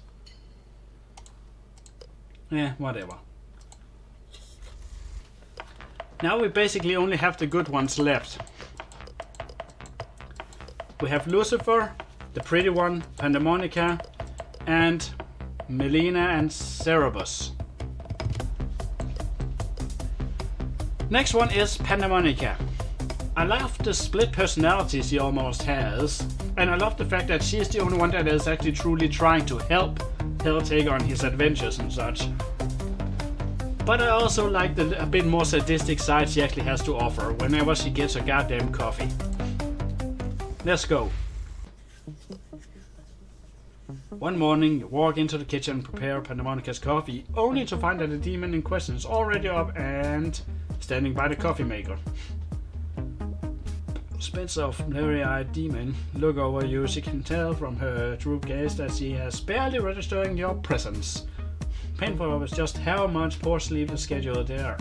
Her blood taking its toll. So it's now confirmed that these demons actually do need to sleep on a regular basis, just like us. Oh, good morning. Good morning. Oh, morning. I'm supposed to be the one making it, and she's the one who's supposed to break my hand if I don't do it, but oh well. Again, your better judgment, you approach the sleeping demon, peer over her shoulder. The jug of coffee is attempted to make is even a quarter of the way full. Itself has gone to an almost complete stop. I was about to make coffee for everyone. I didn't expect you to be up early. The demon scoffs. Early, huh? It's been up all night. I see. You know, Pandemonica, I really think you should. If the next word in your mouth is going to get some sleep, I'm going to break your fucking hand. You decided to hold your tongue. What kind of cow did I put in there anyways? Pandemonica shrugs. Just some store-brewed junk I had in the coffee. Why? As upon a situation, you remember the coffee grinder your father sent you not too long ago. I have a dad? Dad, can you see me? Been waiting for the perfect moment to break it out in surprise. Perhaps now is that moment. I actually came just to think about it. These creatures, as far as we were, they are primordial beings and they have no birthdays. So we don't have to celebrate birthdays 10 times a year. That's a good note for this one. And they don't celebrate Christmas, that's for sure. I hope not. I don't think so, at least. And many of the other holidays, they don't celebrate any of those. But on the other hand, if it's been a year and no one's coming by to visit me, most of your lesser used appliances. That's basically anything I have in the frickin' closets at this point. Table grills, blenders, hand mixers, before you retrieve the object on your quest. Whose attention comes away from the coffee maker when you see what Cortex is about, watches you and sets the grinder on the counter. What do you think you're doing? I'm conquering the world with freaking coffee.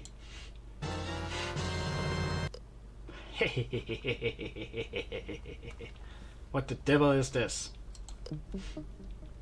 You'll see. Why is he so aggressive about it? You'll see. From the pantry, you retrieve a bag of roasted coffee beans, measure out and pour into the grinder before saying we're crunching them down by hand. In no time, sweet, deep aroma of freshly ground coffee fills the kitchen. Whatever it is you're doing, don't stop because it smells astounding. After a moment, you finish up grinding the beans and turn your attention to the coffee maker itself. You dump the old ground into a stash and wash the jug out in the sink. For the fresh filter installed, you empty the fruit and your labor into the machine and uses the appropriate amount of water this time, starting up a fresh brew. At first it seems like it's all ready to gouge your eyes out for tossing her coffee, but as soon as the rich liquid begins to flow, her rage subsides. She approaches the counter and watches the moment as the jug slowly fills with coffee. It's like the worst feeling the moment when you just watch the coffee machine do its thing. It just takes forever. It will never finish its task of making your goddamn cup of coffee. What did you do? This scent reminds me of the coffee shop on the corner. Why, yes, that is. When I was a kid, my dad would grind his own coffee. One of the founding memories. Wake up and smell a field house every morning. So the other day I decided to pick up a bag of beans from that place in the corner. I know how much you like those coffees, so I thought I'd bring them to you. This is actually a legit canon thing here, that she goes to a specific coffee place to get her coffee. Unfortunately, I didn't know exactly which flavor you like, so I got you the basic stuff. Hope you enjoy it! Yay. That was unnecessary of you to do. Well, the alternative was for you to break my freaking fingers. But sure. But I do appreciate it. I'm glad to hear that. If you'd like, we can go there together sometime and show me some of your favorite flavors. I'm sure it would be nice to have those around the house. Yes, that would be nice. Yeah, well, on your offer. It's a date then. She doesn't care about the fact I described it as a date, she just described it as a trip downtown, but sure. That afternoon, Jon decided to skip dinner in favor of the coffee, much to the chagrin of Lucifer, who complained loudly that no one ever sticks around when it's her turn to cook for dinner. Aw, poor Lucifer. I would love to stick around for dinner with you, as long as it is actually consumable by carbon-based life forms and not brimstone-based life forms. Poor Lucifer, so neglected. Knowing better than to argue, you grab your coat and smile and nod your way out the door. We didn't even bother to comfort Lucifer on the fact that we're leaving. And all the other demons probably got their own excuses to not freaking eat. And keys in hand, you ponder this and coffee shop, it's not far. As you walk there, son, that was the question. Yay!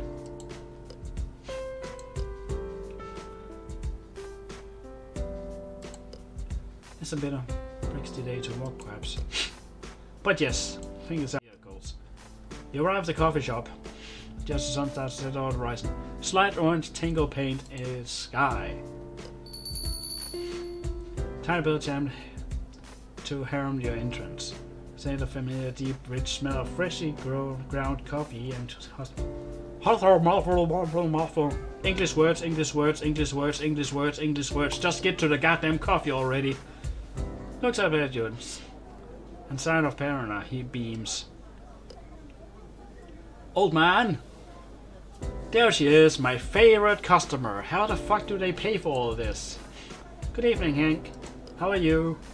I'm well, dear, very well. What can I get for you today? I'll take the usual. Coming up right, how about you, sir? A coffee, please. Black. Ah, a simple fella. I like that. I feel like this guy is secretly trying to overtake the world. We two see ourselves home and bring drinks over with the already. Okay, oh, so he told us to sit down. Got it. Scan the room for a place to sit. How about over there? The demon gestures next to the roast coffee display. Leads, blah, blah, blah. Yes, we'll take a seat. Open right and the drink in front of you. Enjoy. Thank you very much. Sip up your coffee a few moments. I'll chit-chat. Turn your attention towards the nearby display. So if you had to pick which one of the rounds are your favorites, the back reads labels, each label in turn. Well, I must admit I quite personally like the darker roast. For me, anything deep, rich flavor is a win. Specifically, quite the dark chocolate hazelnut there. Dark hazelnut. So you're a fan of chocolate flavor coffee. But of course, who doesn't like chocolate? Fair point. How about the one there, roasted almond? Yes, I do think it's a good choice as well. I like good nutty flavor.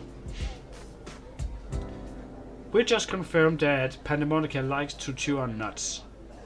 I don't know how to feel about that. The demon grinds into sipping her drink and tail flicks to and fro behind her. To and fro behind her. You notice that her horns have nearly doubled in size. Yeah, that's kind of what she does. Chuckle nervously. I'm in danger. Conversation back to the coffee display, and then the two of you spend the next half hour discussing the various roasts until your own cups run dry. Heart's fading pill, bills bother you. Notice Panord acting strangely. I like how they actually do have animations in this one. Even the only one who actually had animations in the original game was either Lucifer drinking wine or it was Judgment's jiggle physics, but they were kind of stiff. Though implemented at first, you can clearly see that the demon is winching. Also the same, one might hear a loud noise. But unless you suddenly become hard to hearing, the shop around you is nearly silent. By now, everyone has gone home, leaving just yourself and Hank, who is humming to himself as he wipes down some countertops in the room. Such a noise could irritate a demon, but when you turn to look at her once again, her expression is weary and she is rubbing her temples. Shall we call it a day? Doesn't respond. Pandemonica? Yeah, she was tired. Oh yes. I think that will be good. Thank you. And done your jackets. Door, grab a few bags of the coffee and pay for them on the counter. Thank you for coming. Hope to see you both again soon. Yay! Yay! We did a coffee thing. Yay! Now that you say a word. Pandemonica looks miserable and exhausted. As ever, which leaves you wondering if she even enjoyed herself tonight. She got free coffee, she has nothing to complain about. Front door, the demon stops and tugs at you on your sleeve. Hey. Yes. Hey. I'm feeling I must thank you again for today, then. What you did this morning was very kind. It didn't make an enjoyment. Even rare occurrence. I hope that we can do something like this again. Needed it, and I'm sorry for being further away acted at the end there. Start to question our strange behavior, but before you can even form the words, he hurries off into the house. Though you attempt to follow, all you manage to catch is a glimpse of her disappearing into her room, and door shuttering neatly behind her. Yay! You are left wondering what you should do next. Alright. We actually don't have that many left. And now we also come to the department where it's kind of hard to choose who you like the most and such. Because now only the good ones are left. Cerebus, Melina, Lucifer, and Judgment. And honestly, I mean, it's very hard to choose now, because Cerberus is fucking adorable. Melina is the one I perhaps have the most in common with of them all. Of all these ones, the one I would get along with the most. Lucifer is perhaps, you know, the freaking royalty, or the freaking queen of hell. And she is perhaps the one who would have the most interesting backstory here to tell and such. There's not a lot of cleavage she's showing there for some reason, but I guess it's just the angle. So Lucifer is next. Take Lucifer's advice and spend some time with the other girls first. Wait, what the? Probably take some time, advice, and spend some time with the other girls. What the fuck, game?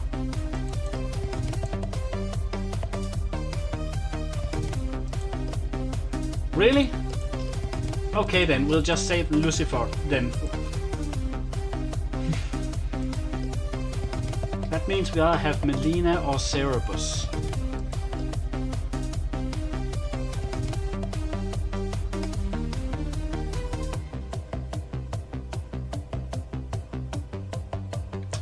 It's gonna be Melina.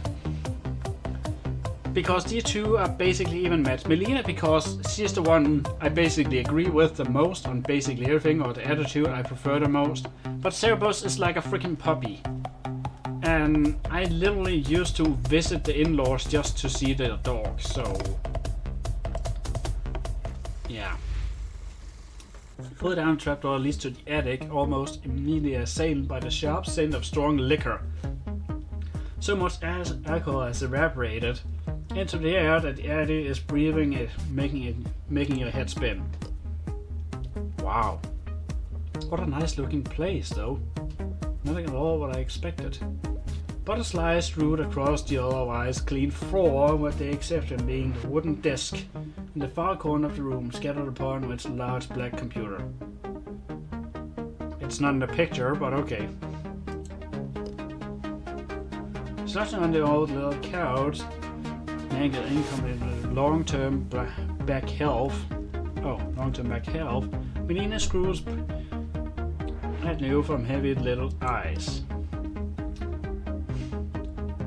Taker, it's a brief early for a visit, isn't it? It's 12:30. Did I stutter? There's daylight and still too early for me to be awake.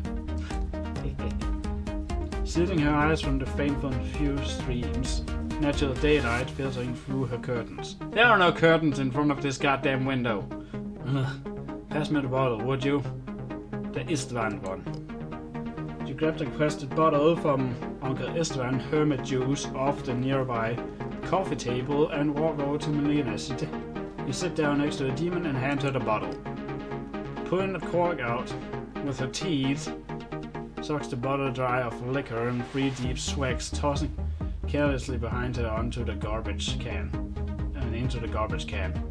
So she basically made a bottle flip before bottle flip was a thing. From the clattering of bottle against bottle, you conclude that the bin hasn't been emptied in quite some time. Feels the extreme prejudgment. Oh. Feels it with extreme prejudice.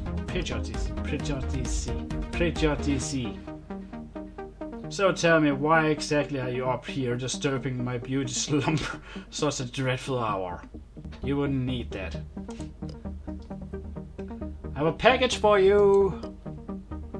Better not be in Ephraim's eyes and quite wasted enough for this kind of interaction. Nope.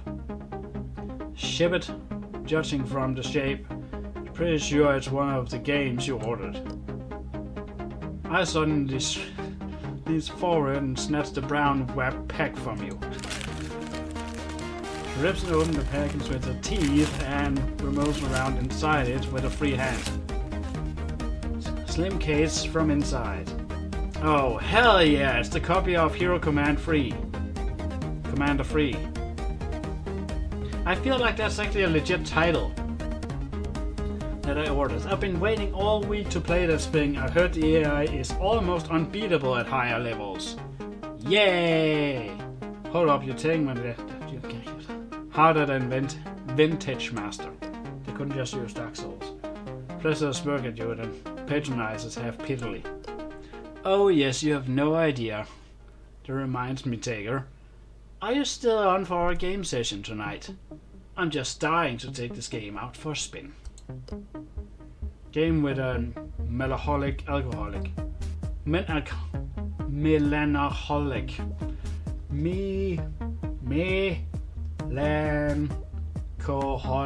Melancholic alcoholic. Sounds like fun. Well, something to look forward to anyways. One more thing. Could you pick up some Cortex before tonight? I want to try making something new. Okay. You got your booze. I got your booze. Now let's see this new drink. Alright, one sec. Taking the bottle and turning back. Melina walks over to the corner of the attic where she had laid out various implemented cocktails, draft, blah blah blah. She cares about actually making a drink and not just drinking it as it is. That's actually the most impressive part about this. Busies herself and teleported into 2 glasses. There it is. Green iguana. That looks like poison. Also nice animations. You can almost not tell that the hand is off. Standard green and looks cartoonishly radioactive. Yeah, that's what I thought. Thin line of white crystalline glass. Fancy expectingly at you. Thanks. Can't really take a sip of the lurid drink. It's actually pretty good. How is it? It's actually pretty good. It's delicious, rim of salt, sweetness just enough to keep the fruity tones under control. Yes. Yes. In her glass, sans rim.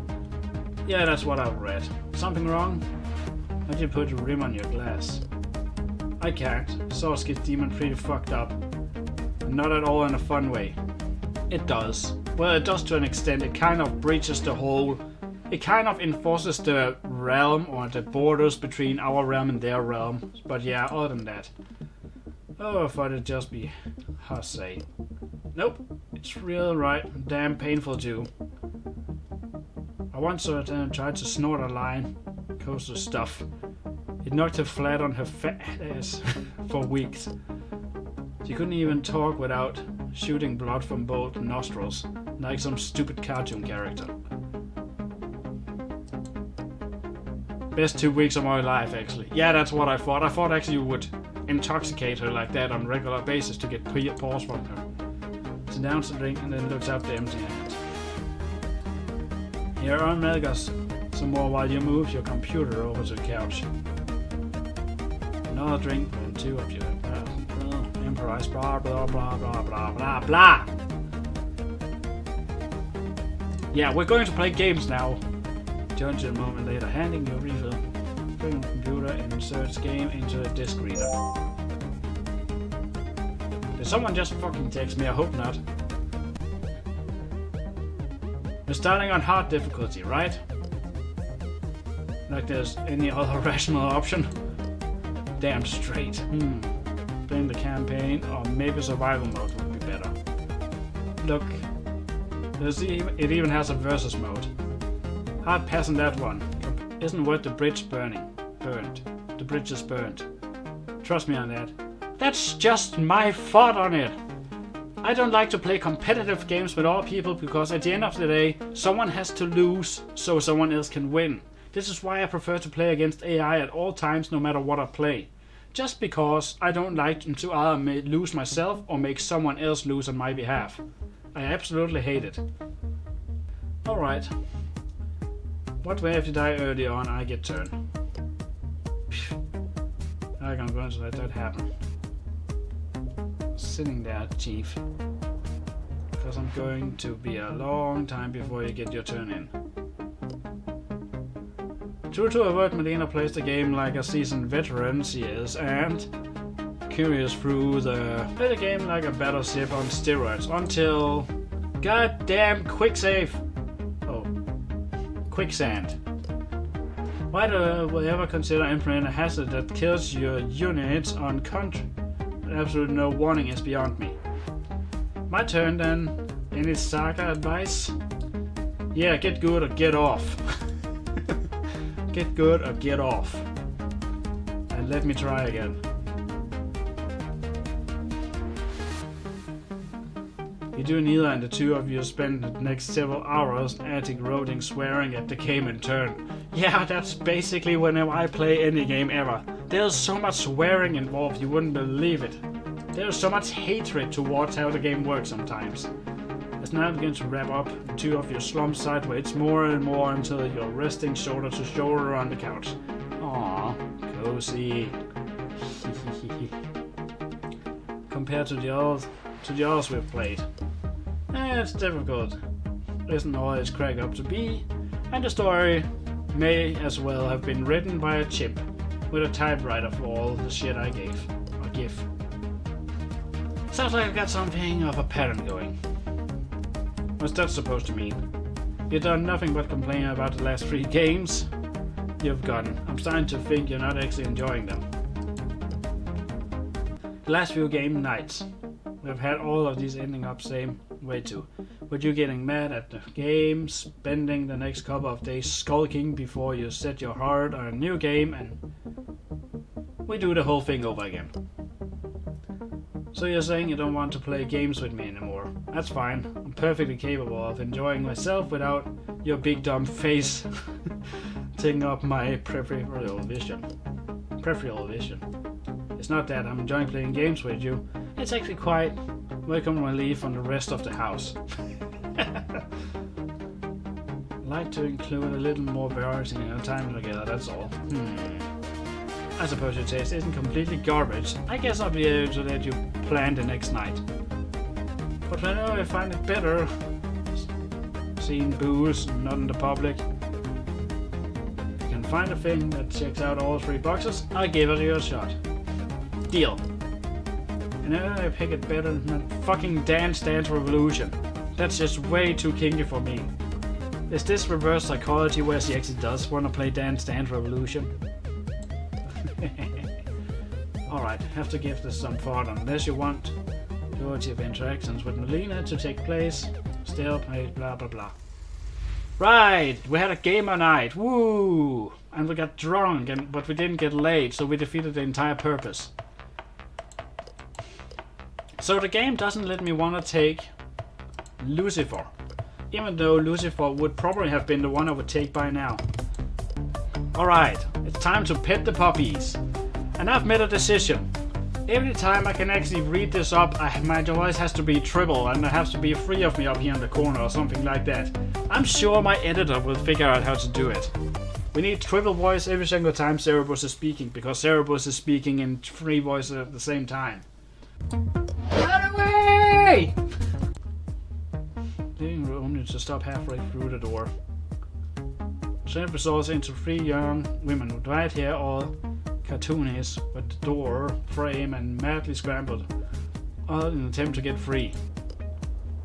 A piece of rolled up pancake oozes chocolate pokes from the corner of one of their mouths.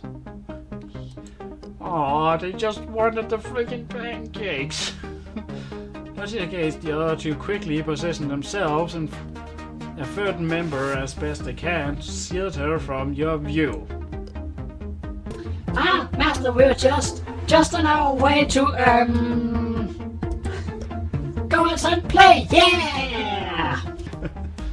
You were?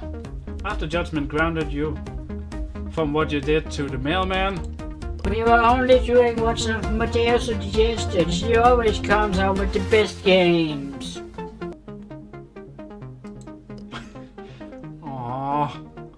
Oh, you already love this character.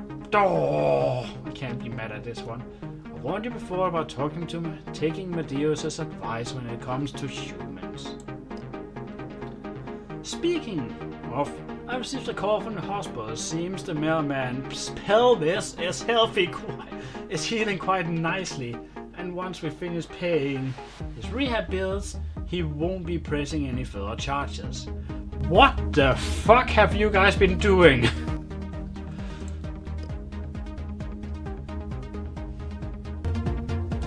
Oh, that's great, Master. Now, if you wouldn't mind helping us out. Further voices echoes from the kitchen, cutting off mid-sentence. What the hell is happening here? Where are my pancakes? Yeah, that's what I thought. They stole the freaking pancakes. Aren't these just the most adorable creatures you could ever imagine on the surface of hell and heaven at the same time? They're just so freaking adorable. Oh, you want to pinch your cheeks and pet your heads. Oh, there's paw prints all over the counter. They don't have paw prints. Where's that fries bastard good for nothing mongrel? Cerebus! Cerebus cringes at the sound of renews her attempt to free herself from her predicament. Oh, Krebs is really, really angry, Master. Now would be a really good time to go on our daily walk. If we take Cerebus for a daily walk, does this mean she's getting a collar and walking all four as we go, or is it actually just a regular walk? I'm getting a lot of impressions here I probably shouldn't get from this. Well, I suppose I could take you for that fresh air. Hey, quickly now, go, go, go, before she sees us. Oh. Before she sees us. Oh. Yeah, she saw you. She saw you. There you are. Oh, blank. Immortal terror. Immortal terror, but freeing herself from the doorway, slamming the door behind her.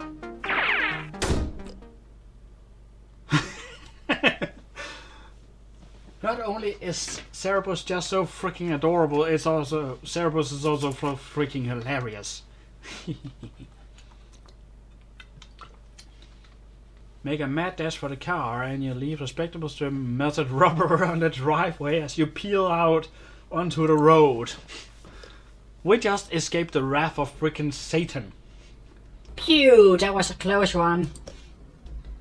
Yeah, we thought we'd have done for sure. You might still be Lucifer, rarely forgives and never forgets.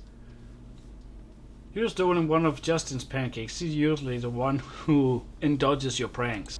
Yeah, but there's no danger in that. It's not our fault you and Lucy go half-seas on the huge stick you got shoved up your ass. What the fuck did that mean? Watch it, I can still turn this car back around. That seems to sober them up. So, where are we going? I hadn't really thought about it. I guess we'll find out when we get there. We're going to have to freaking back and having you guys euthanized. I just said that. Wow. Ugh. We love surprises! 3 of them spend the duration of the ride cluster around the window, eager and energetic, commenting on everything they see. After a short while, you arrive at the destination. Yeah, they're like freaking Dr. Doolittle. Stripe, stripe, stripe, stripe, stripe, stripe. Light, light, light, light, light, light. I'm actually amazed they're not just hanging out the freaking window with their face and just ah. Alright, here we are. We went to the park. Go for a run. Don't eat the old animals here. This is a park! Sure it is. To be a safe distance away from the house. We'll wait out temper here. Oh my gosh, we have been here in days. Do you know how long it is? It's happened years. I wanna take the skin off my face and just rip it apart into tiny pieces.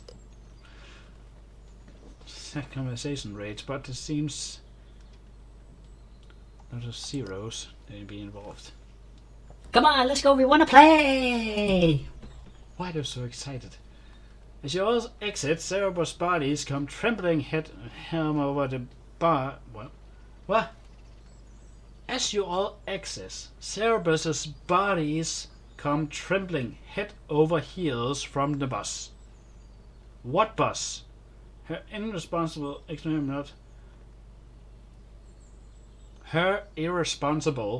excitement not able to let something like patience or demeanor get in between her and the open expanded of grass surrounding you. Park, yay! Cerebus madly dashes to all front and across the park, sniffing trees, uprooting plants, and chasing squirrels up trees.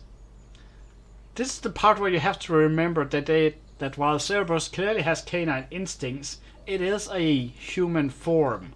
So what you basically have here are 3 ladies in high heels running back and forth across the freaking park and chasing at squirrels, sniffing trees and uprooting plants. And that's kind of hilarious. No, it still hasn't quite figured out how to climb up stuff. Oh, Cerberus, you fucking idiots. Collection never ceases to amaze you. No. I am laughing. Park relatively empty with no other humans in sight. Blessed from involved as it means you don't have to intervene on any of her activities and save innocent civilians. And it means I don't have to put a freaking leash on her. Hers. Her. Them. The fact she seems perfectly happy to be let out on her own devices until... Master! There's a weird-smelling person over there. They got a creepy cloak and everything. Can't just make out the figure looming the shade of an old birth tree some 50 yards away. It's probably just taking their dog for a walk. Best let them do it. What makes you think Cerberus is not going over there and going to sniff the dog's butthole for eternity? Okay, but we'll keep an eye on you, okay? I'm not worried. Cerberus continues to frolic on the grass, but keeps one pair of her 3 sets of eyes on the clothed figure until the stranger seems to catch the hint and retreats into the recesses of the trees. So we're actually being stalked. Is this the police lady or something like that? As the sun reaches its zenith, stand in it, full light becomes uncomfortably warm. In case you don't know what a zenith is, that is whenever the sun is straight on. It's at a 90 degrees angle. And look at how adorable those fucking things are. I find myself screaming. I find the urge to scream. Stand at full light becomes uncomfortably warm. You sit down under the shade branch of the elm and eventually joined by the thoroughly exhausted Cerberus. Aw, but look at him. You're so freaking adorable. All 3 bodies go to par next to you. Soft as they're snoring always. Sweet enough to give you diabetes. Yeah, they are freaking adorable. Listen, this is going to kill me. I will have to cut out my fucking heart and dip it in liquid nitrogen after this. Just to ensure that it doesn't fucking melt. The fact that I will die in the process is entirely irrelevant for this. Because look at fucking Cerberus. Look how fucking adorable that is. You know, I need this almost as a background because that's the most adorable thing I could ever imagine. Wanders from head to head, gently petting Cerberus' sleek right here as they doze, but yeah, sure. Legs in the warm summer. This must actually look very weird if there was anyone else observing, because not only have you had these girls or ladies run around the freaking park and chasing squirrels and sniffing trees and uprooting plants, but now you just have a guy sitting down enjoying his day at a tree, and then 3 ladies just come sleep on his fucking lap. You awake at a slight tickling feeling on your right hip. I hope that's not one of the Cerberuses doing that. Eyes still closed, you wonder if a small creature, perhaps quarter of a pocket where you slept, trying to find its way out. Scattering next to you with the sharp eyelids and focus on the task and close ranger. You decide to work while even further out of your pocket. Long finger hands take a movement. They're so focused on moving out, I don't even notice strong fingers until you wrap them round the arm currently facing out of your pocket. Okay, so someone's trying to steal my freaking wallet. That's a very long way to say it. Damnation! A blur of speed shoots across your prostate, pressing your eye lightly against the base of your throat. Hey, wait just a minute. A bit more firmly into your neck. I don't recall asking for your opinion. Wallet. Decide to let the mysterious mugger have your wallet. Could we perhaps get some goddamn visuals here? Releases your fingers from the stranger's hand. Stranger extracts your wallet. Small hand flashes out, hold their arm. Vice-like grip. Where is Cerebus in all this? Ah, there we go. Also, what the hell is this? Is this just Lucifer here trying to steal the money so she could buy some new things or something? That would like make sense actually. Back at Cerebus, her eyes blazed would-be Mugger's knife's hand with fury blazing scabbard eyes. Suddenly, she forces the Mugger's hand away from your neck. Mr. Stranger, I'm afraid you just messed up with the wrong guy. This must actually be terrifying to have. You just have these three bodies and they just in sync just say that to you. See, Mr. Taker is not enough for us. We really don't like people waltzing in and taking what isn't theirs. Especially as when they look as creepy as you do and smell so. Her eyes now focused into my still hooded figure. Two bodies not currently holding onto the Mugger stiffen sniffed the air intensely. Hold on. Yeah, it's just Lucifer, isn't it?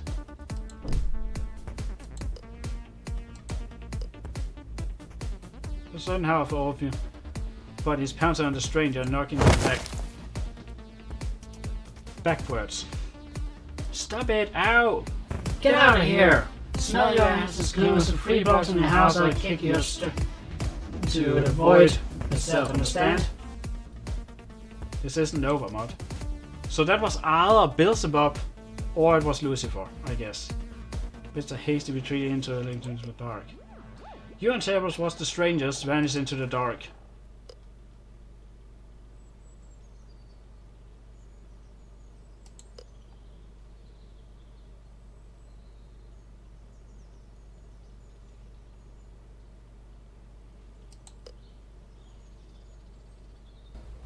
Can we go home soon? I'm hungry. In a moment, first thought exactly what it was all about. What was that all about?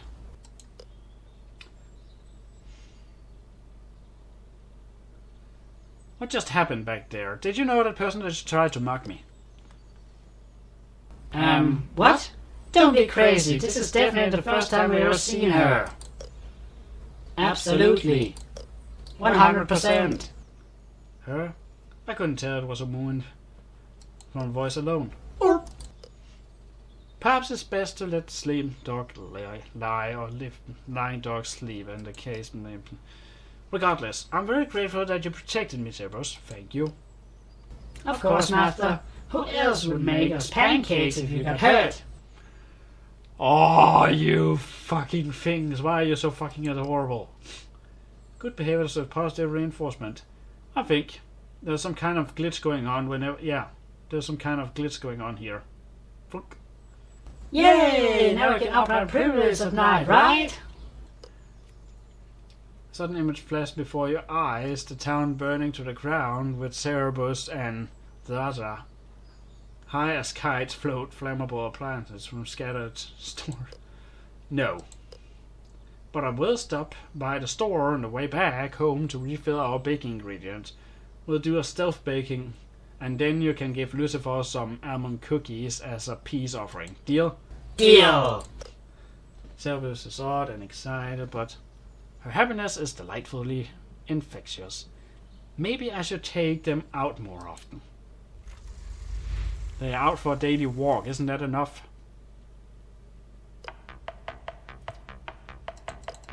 We're going to have one last try.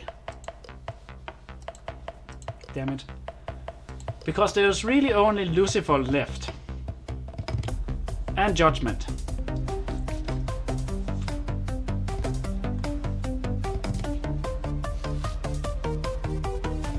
Straighten my ponytail a bit here. Because it's Judgment. I don't even know why it's Judgment is my favorite character. She just is. I don't know what the fuck happened.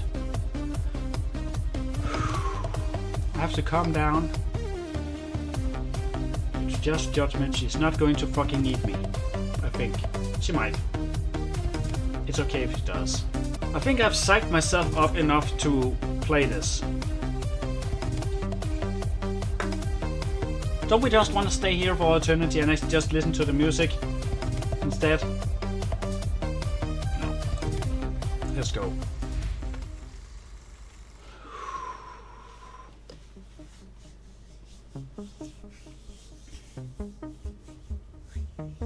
One day, as you're hanging around the house, you come to the realization that you have seen very little to Judgment since you moved in.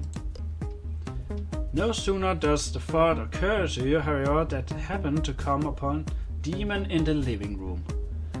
Judgment basically lives in the living room, at least according to the lore. She spends most of her time in the living room, and most of her occupation goes to watching TV of animals talking, petting the dogs that she rightfully stole, or pinning other people to the couch because it's punishment for misbehaving in this realm.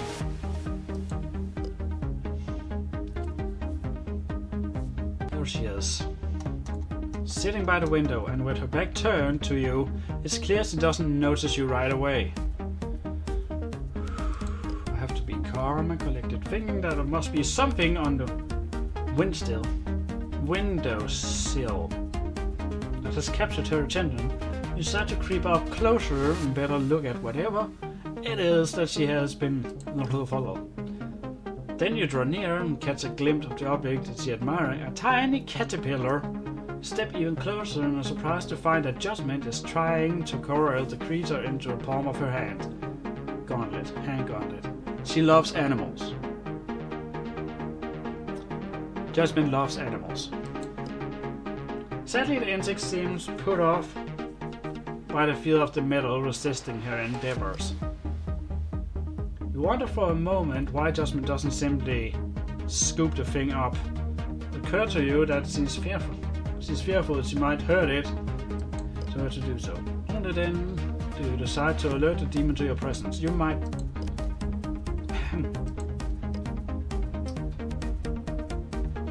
Spooked her! Oh no, I spooked her! I spooked Judgment! Oh no! Oh no! Oh fuck! Oh no! Sorry, Judgment. I'll just leave the fucking living room, go to my room, and never ever come the fuck out again. I'm so sorry, Judgment. At once the demon leaps and spins to her face, blushing profusely when she's saying, someone who has caught her hand in the cookie jar, so to speak. Mortal! You startled me. Yeah, I'm so sorry, Judgment. I didn't mean to do that. Sort of. I just didn't want to disturb you. Sorry about that. Just wanted to see what you were doing over here. Oh, I have discovered an intruder!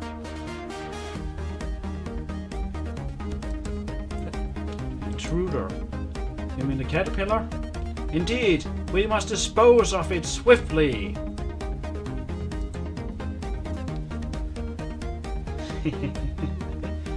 And take care of it. Judgment steps aside and approaches the windowsill. Bend over, scoop up the caterpillar up into your hand, and a small gasp at your back. You hear a small gasp at your back. Bring on to see Judgment staring intensely back at you. Well, what are you waiting for, mortal? Dispose of the trespasser! With a nod, scoop the creature up into your hand and hold it aloft. Just going to put this little fella out into the garden. Look of relief. Oh, I didn't mean to do that. Oh, look at her, look at that. Wait, where the fuck did your things go? Where the fuck did your... Flash over Judgment's expression. Did I... Oh. I mean, where the fuck did your gauntlets go?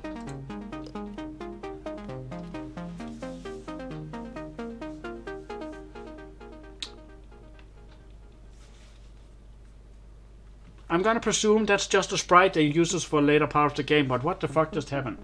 Do you think that wise, fool? Yeah, I'm sure it'll be fine. I turn and make my way for the back door, Judgment following me all the way up until I venture out into the garden. Oh yeah, the place where we parked freaking those we don't like. As you dispose of the caterpillar out into a bush, you look up, demons watching you from the window. Oh, so you went there or something like that. Something about her looking strikes you as odd. Perhaps it is that you've never seen a demon look quite so vulnerable before. Before you can fully comprehend the matter, however, your eyes meet her, expression melts away before your eyes. You make your way inside only to find yourself accosted at once by judgment. How could you just allow the creature to escape, mortal? She's basically Kratos. If Kratos came from hell, that would basically be her. An old Kratos, the real Kratos, not just whatever the hell we have to deal with now.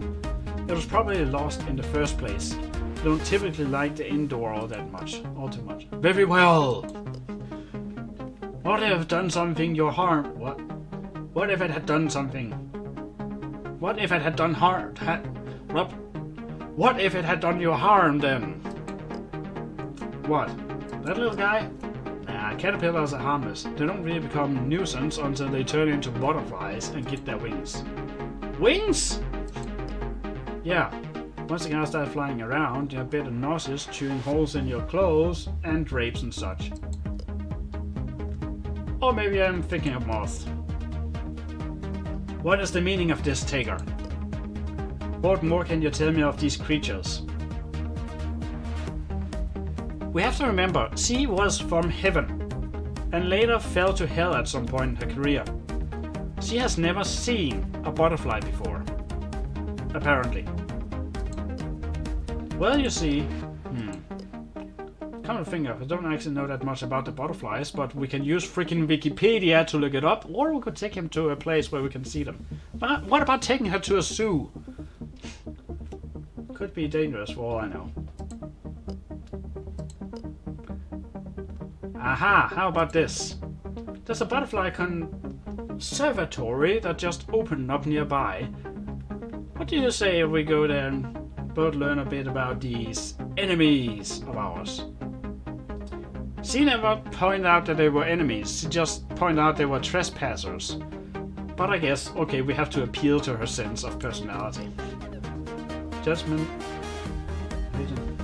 written at your suggestion. She looks slyly at the side of you and can see she's seriously contemplating your offer. Yes, mortal, I think which would be satisfactory. Satisfactory. Upton rolls around your side to call the advance, see if they offer tours. Must you like they do! So you book a tour, approach the demon regarding your date at the conservatory. Thinking it might be a nice surprise, you decide to keep the tour a secret for now. Ready to go? Fool! I was born ready! You were born? How are angels born?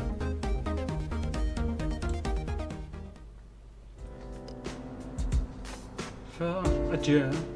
Without further ado, you load up into the car and head down the park, where you're greeted by the sight of command looming over the grassy. Approach the giant glassy building and met by a young man at the door. From the logo on polo shirt, you can see that he is one of the conservator's tourist guides. Hello, you must be the late afternoon tour. That's us. Tour? What is this man talking about, Taker? Went ahead and called in advance to book a tour for us. Since they know more about butterflies than we do, I thought that going on a tour would be the best way for the both of us to learn. It makes perfectly sense. Sorry, Judgment, that you didn't connect the dots, but it makes perfect sense. I just color rushed into Judgment's face. Oh, look at how devious he is. See, that sounds wonderful, actually. Thank you. That's the most calming thing she has ever said, and I'm just taking pictures of absolutely anything she is in. I love every single sprite she has to offer. Just no intention. Yeah. Aha! I noticed it. The sincerity and Judgment's voice takes you off guard before you can process what you just heard. The tour guide claps his hands together, drawing your attention. Excellent. Now let's head inside, shall we? With the young man leading the way, you and Judgment make your way into the conservatory. First you stop inside a large welcome room. You were too lazy to make the drawing of it, but maybe this is something that will come in the future. conservatory room where the butterflies are free to linger above all over. Pass through the great glass double door. You wonder about the sudden appearance, the soft-spoken side of judgment you have never seen before. Perhaps peculiar, and vastly different from the first impression you got from her downhill. You find yourself excited at the opportunity to learn more about this more gentle-faced facet of her personality.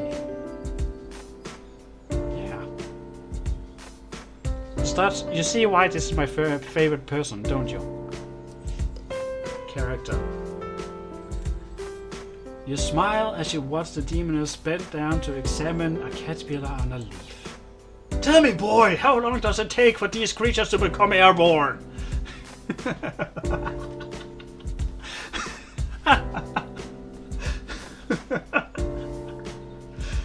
Oh, yeah. Yeah. Wouldn't be judgment if she didn't come. Oh. But as I realized that whatever reason judgment more gentle side is buried deep. You're pleased to see that your tour guides seem unfazed by the demon's sudden outburst. Well, the typical metamorphosis cycle occurs. In the course of better days, some specimens vary from the number of couple days or so, but generally speaking, it takes about a month for a caterpillar to become a butterfly. A month? That doesn't give me much time to prepare, mortal.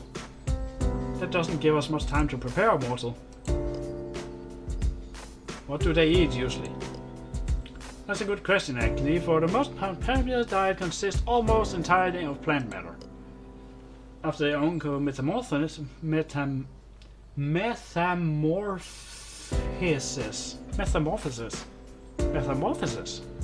however, their food choices change depending on the species. Most of butterflies eat plant nectar, but others may choose to feed on things like tree samplings, fruits, or even decaying animal matter.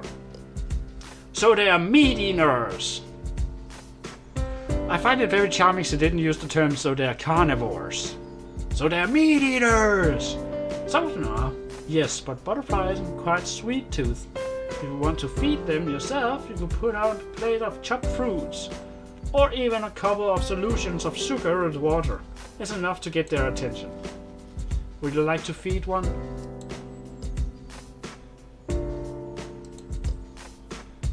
She would very much like to feed one. I'm just gonna say yes on her behalf. Yes, please.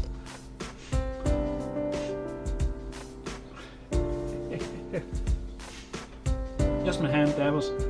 Take her into the palm, promote and hold her hand aloft. What about the gauntlets? In no time, the butterfly lands right on top of the demon's hand and begins to lap at the sugary substance. Narrow tongue. It tickles!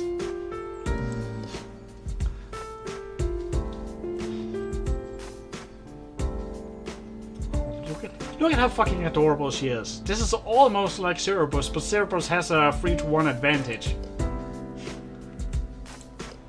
I would. Oh, look at that, look at that, look at that, look at that, look at that, look at that, look at that, look at that. The man pours some of the sugar nectar into your palm. Morglet have to attire their attention on a couple of hungry butterflies. Her face is being melted.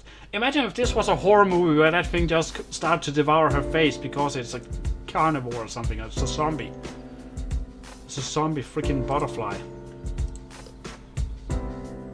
Stares intensely at the creature, flutters about the palm, and then your attention is on her instead. What? You find that your attention is on her instead. It's hard to believe that this is the same demon who once tried to wrap eternity in torment in hell. Well, she still does in torment. It's hard to believe that this is the same demon who once tried to trap you in an eternity of torment in hell. If you put a little tip of your fingers and draw a line down the bridge of your nose, you might even get one to land there. Ah, that's what we're seeing. As I understand, doing that makes a great photo opportunity. Like this. Before the guy gives an advance, lands right on face, startling the demon. Also, where the hell did her gauntlets go? Oh well. Oh! 3 of you shared laughter before carrying on with the tour. Before you're quite ready for it, the end of the tour concludes and you and Judgment return to the waiting area to retrieve her gloves. Ah! I just didn't notice that she took them off. Uh-oh. Oh no. There was very likely a butterfly in her glove or something when she put it on.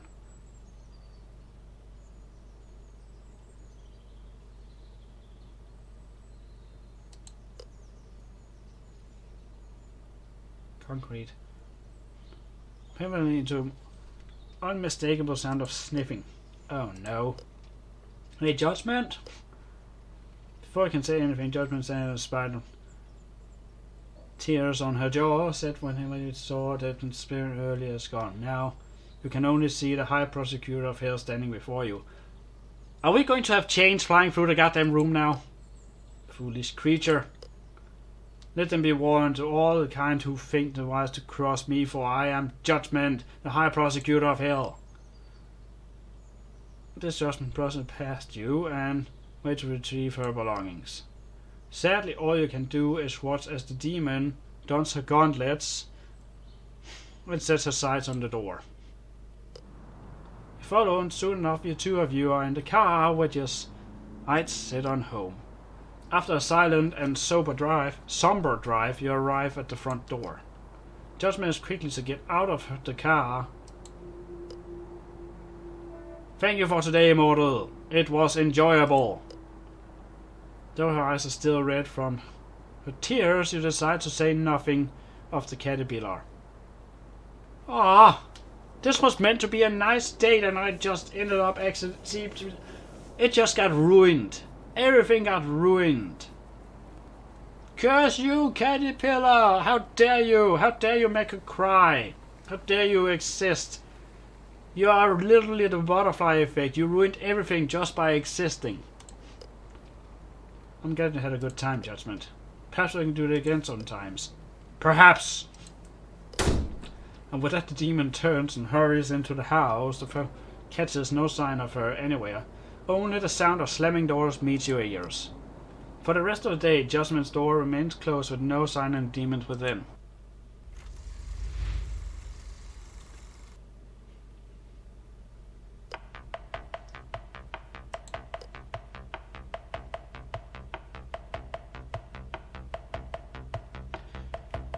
I'm a tiny bit heartbroken on her behalf because it was such a lovely day, but then it has such a sad ending. But there's really only one character left, and then there might be some secrets in this, well, not really game, it's really just a narration. But we'll see about that later. For now, let's just do this.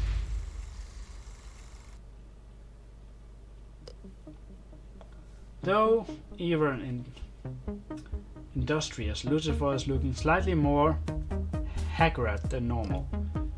Is something the matter? Something the matter?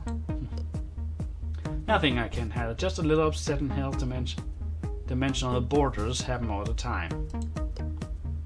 So, Casanova, how's it going? Is the sin orgy proceeding according to schedule? Well, I took Judgment out to Butterfly's conservatory. Well, it's a start. I don't suppose you have one more date left in you. I could use a break.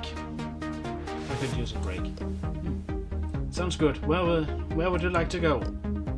I haven't been able to stretch my legs all day.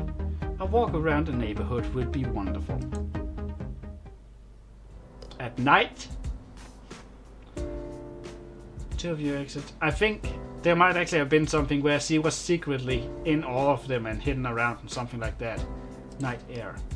Fireflies newly molted slowly rise from the grass and you walk by.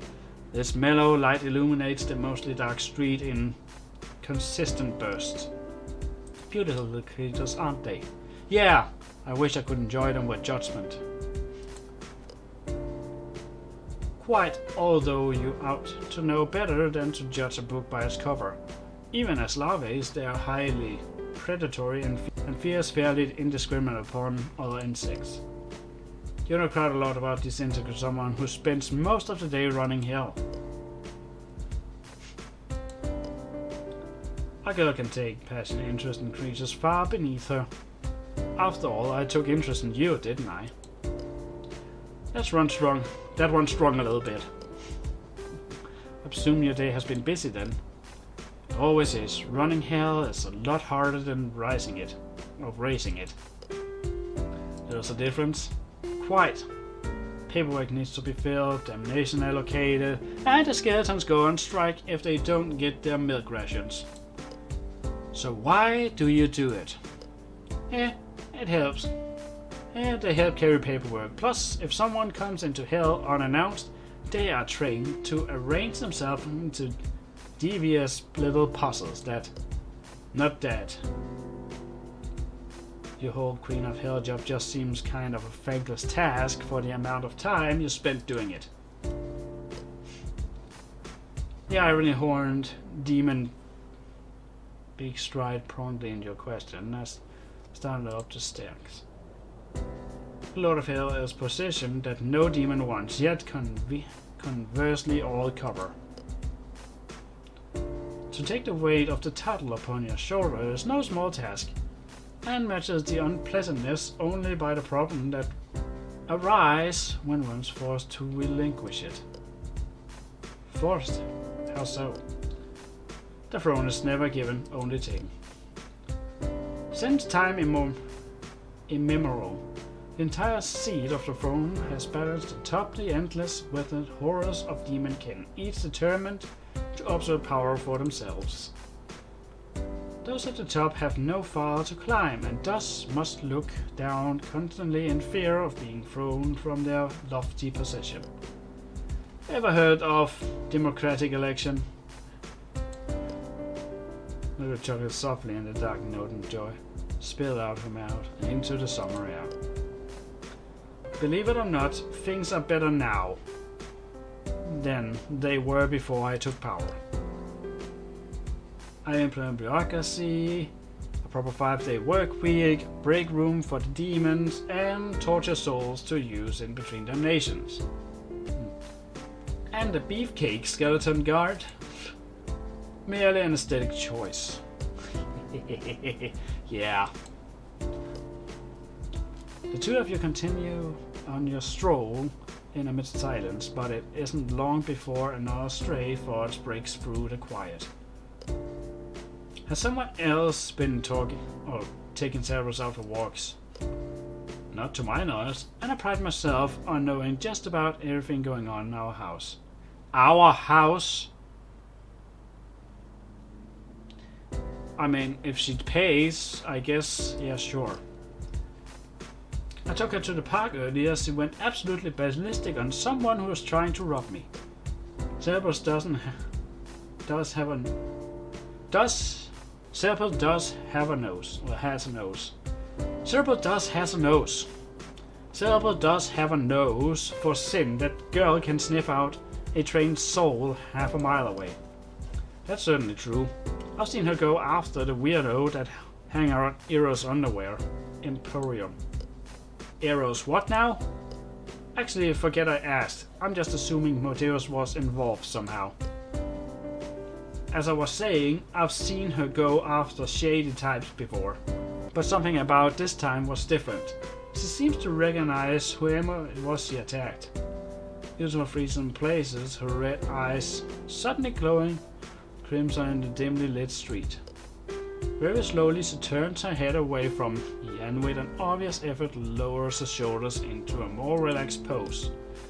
I'm sure it's nothing to worry about. When you're the one saying it, then it is something to worry about. You, on the other hand, can't say the same. Well, the house is coming up, and can I tempt you with a second go around the block? I think I'll pass, though this walk was quite enjoyable, especially after such a hectic day. In addition, Thank you for the conversation. It was certainly informative. Especially... Cerebus, was that you? Unmistakable sound of shattering glass following by raised yet indistinguished voices emanating from the house. And just when things seemed to be winding down too. With a crash of a chair from the dining room, a pitch through the windows on the front of the house, though the newly formed opening, the dimmed voice can be heard from the clearly. Insolent whelp! You have no respect for the rules of the house? Oh, it's judgment. Like I said, she uses most of her time on punishing those who don't stick to the rules of the house, not including Drasra because she wants to. Not when you're the only one enforcing them. Me. Yeah, psych girl. Girl, psych. Oh. Seeker, girl, seeker. Shoulder sag, slightly, her eyes downcast. You don't have to do one of those sorts in the houses after all. It's my house after all. Yes, but they are my responsibility. I ought to be one of them, bring them to heel. Yeah. She's the CEO of Hell, but no one obeys her, as we saw in the last game. True, but I'd like to put a stop to this before they damage the table. Well, since you seem to know your grudges to settle, I suppose you could now you assist me with my affairs, not only that once, but do you understand? What? No, I what? Since you seem to now have the grudge to settle, or have a grudge to settle, I suppose I could allow you assist me with my affairs, but only this once, do you understand? Okay, now I get it. I was very confused for a moment. Chill you match back into the house and clean up shop. Well, night certainly took turns was the unforeseen, but perhaps Lucifer starting to let you see a bit more into her personal life. You'll have to see what comes at this coming day.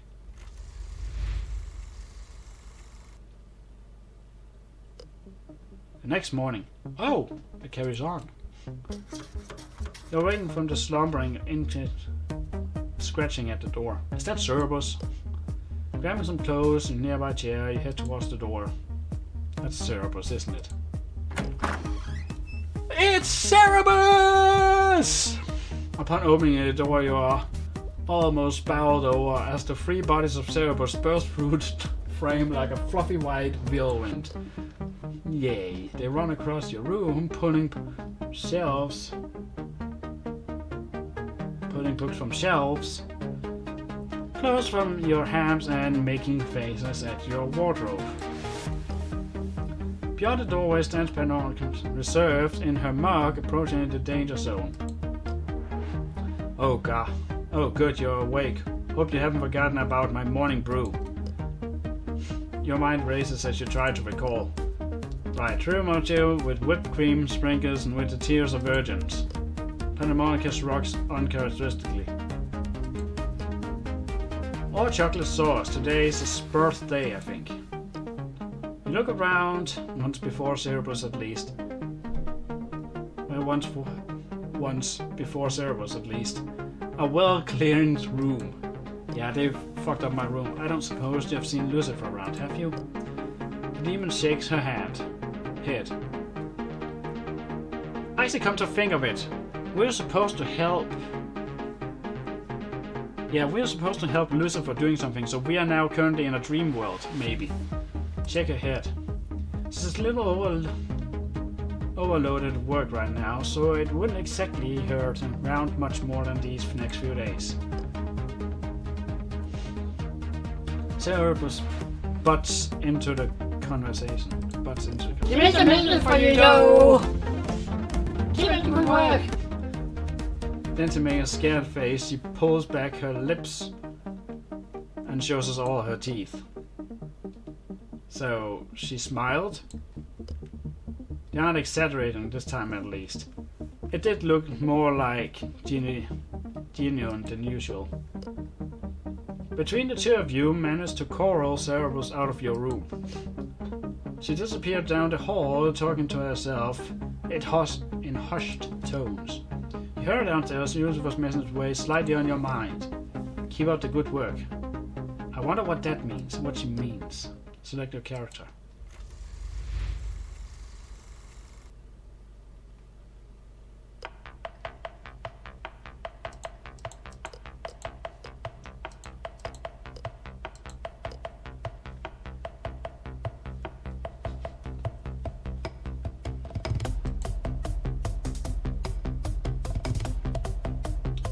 Keep up the good work. Does that mean there's more to this? Let me just go back to the screen and check. Jump to new dates. What is this then? What does this mean? On the following day, as you head into the kitchen, starting the day with the freshly pot of coffee.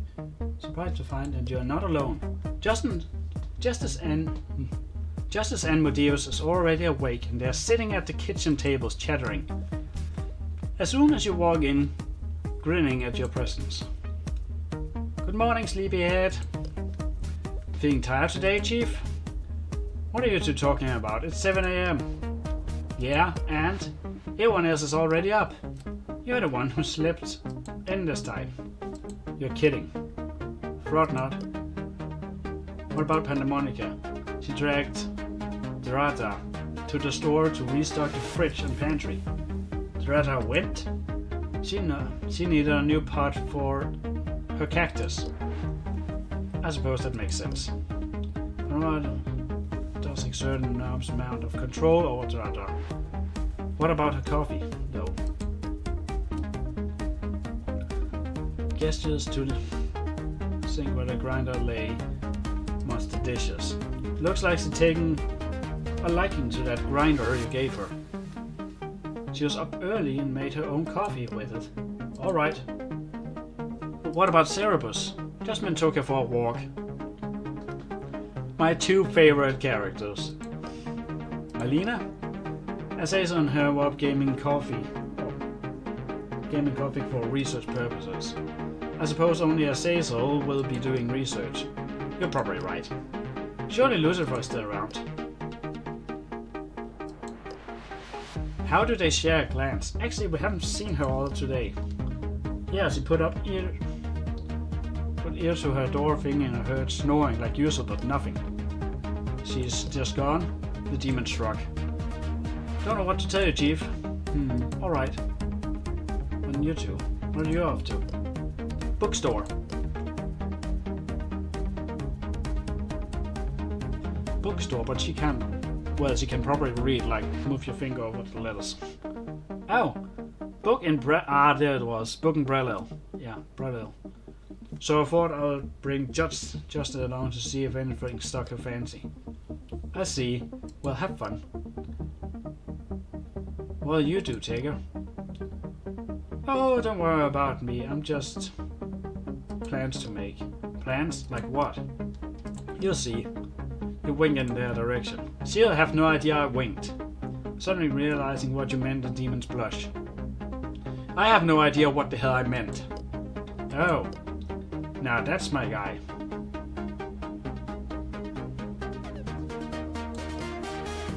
We should be going though. Hope your plan goes well. What the hell am I planning? Just bid farewell and head out to the door, leaving you alone in the house. First time in months. There we go. Expectations. Select your characters.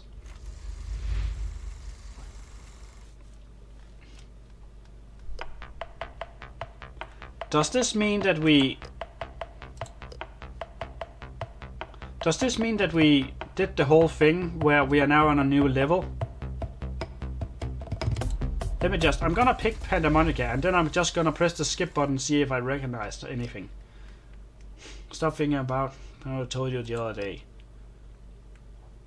Would you agree that you find yourself going out your way to do research on the matter? However, after exhausting your local library and to read demonology and earning more than a few concerned-looking books from the library there, you turn to a place depraved enough to you're looking for the internet. Alas, even this proves to be unfruitful. Surprisingly, there isn't much in the way of academic papers around study axial flesh and brimstone demons. Certainly, you could turn to Lucifer or Lucy or one of the other livings under a roof for some insight, but you're hesitant to air Pandemonica's personality issues out for all to hear. So instead you seek out a person you can think of who drives and observes curiosity, but knows as much about demons as the very demonized appeal itself. Fortunately, you managed to find her alone in the garden. Fizzle with the notepad clenching tight on one hand and plucking flowers in the others.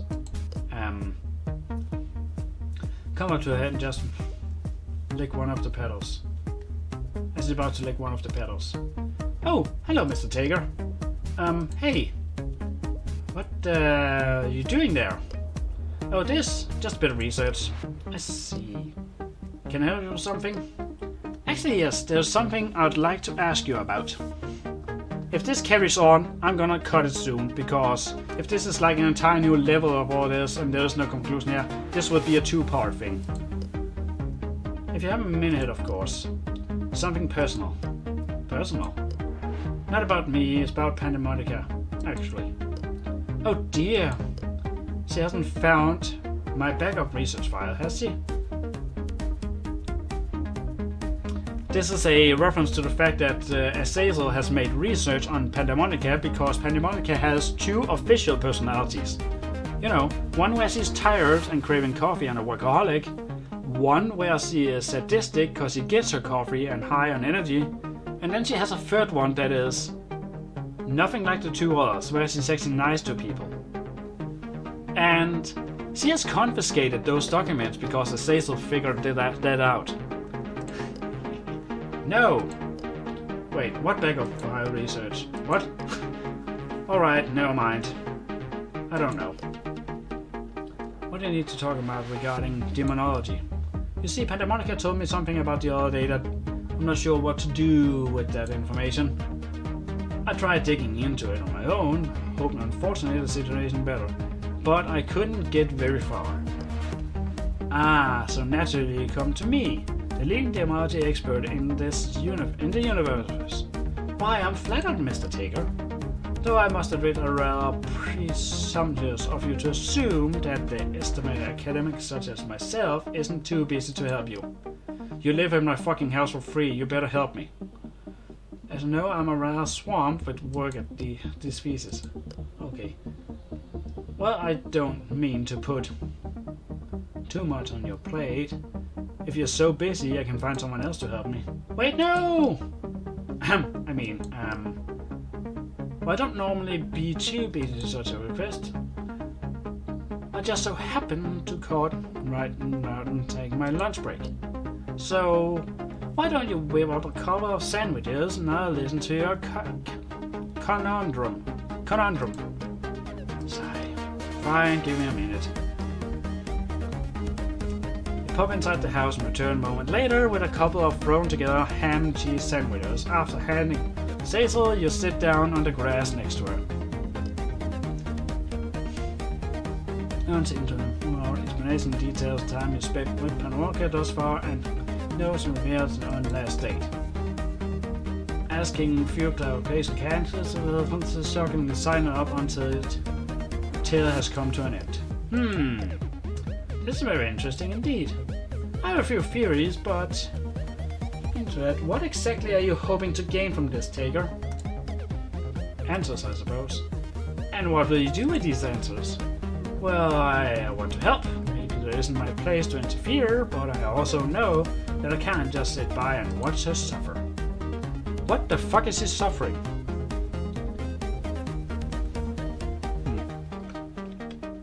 She shouldn't be suffering. Is she suffering? I don't know. Yes, very admirable of you, Helltaker. I'm sure that even if you fail to make a difference, she'll appreciate the effort. I hope so. Now, onto my theories. As it stands, I believe the primary reason why Pandemonica affiliates take fame to influence Hell exerts over demonized eyes where I may not. Therefore I stand no reason that in order to ease her melody I the script over her. The easiest way to do that is to distance her from hell. So I just need to bring her somewhere that's far from hell as possible. Like a real tall mountain? Yes, that's one way to think about it, I suppose. But I'm afraid it isn't quite as simple. Do I need to restrain her and take her to a fucking church? Is that what you're telling me? But it's really substantial. And really should focus on either stoic or emotional distance. Either you can make her penetrate to various antithesis of hell, or replace the lingering feeling of her time in hell with something totally different. In so doing, you may be able to make a voice stop. Antithesis of hell. How am I supposed to accomplish something like that? I realize that's all easier said than done. But fear not, I have a couple of ideas that could help you. Based on what you told me, when I was to hell itself, I think you have two advantages which you can pursue. Firstly, bring her somewhere that's opposite of the dark and drab image of hell. Then, I believe, much as wise melodies subside on your walk the other day, the beautiful scenery and cold brought away from hell clutches giving her peace. Ah, alright. And second option, that one is a little more tricky. I like to prove more effective. If you have feelings of joy, affection, and even love, it is likely you'll be able to permanently ease her twist.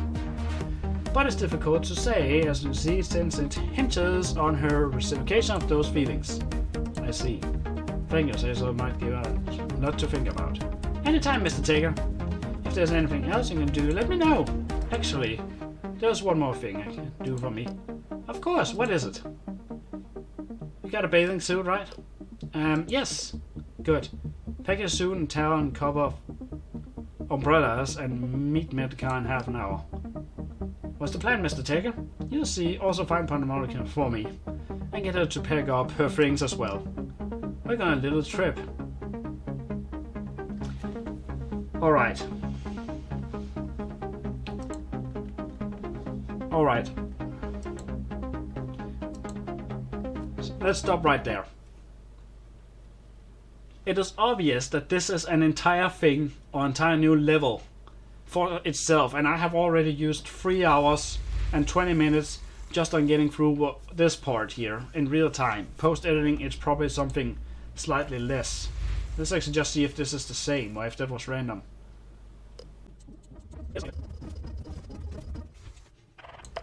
Okay, it is obvious this is an entire new level of hell, or an entire new level of this dating sim here.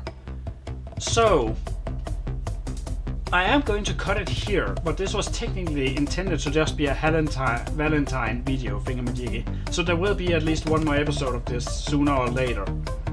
Probably around my birthday or something like that, because hanging out with Justman on my freaking birthday, that would be like the best thing ever. So, this has been Necro and Cortex playing Helltaker, the second circle of hell. If you like what I saw and want to see more, please do subscribe to the channel, leave a like and or share it with your friends. Until next time, next episode, bye bye, and I'll see you guys around.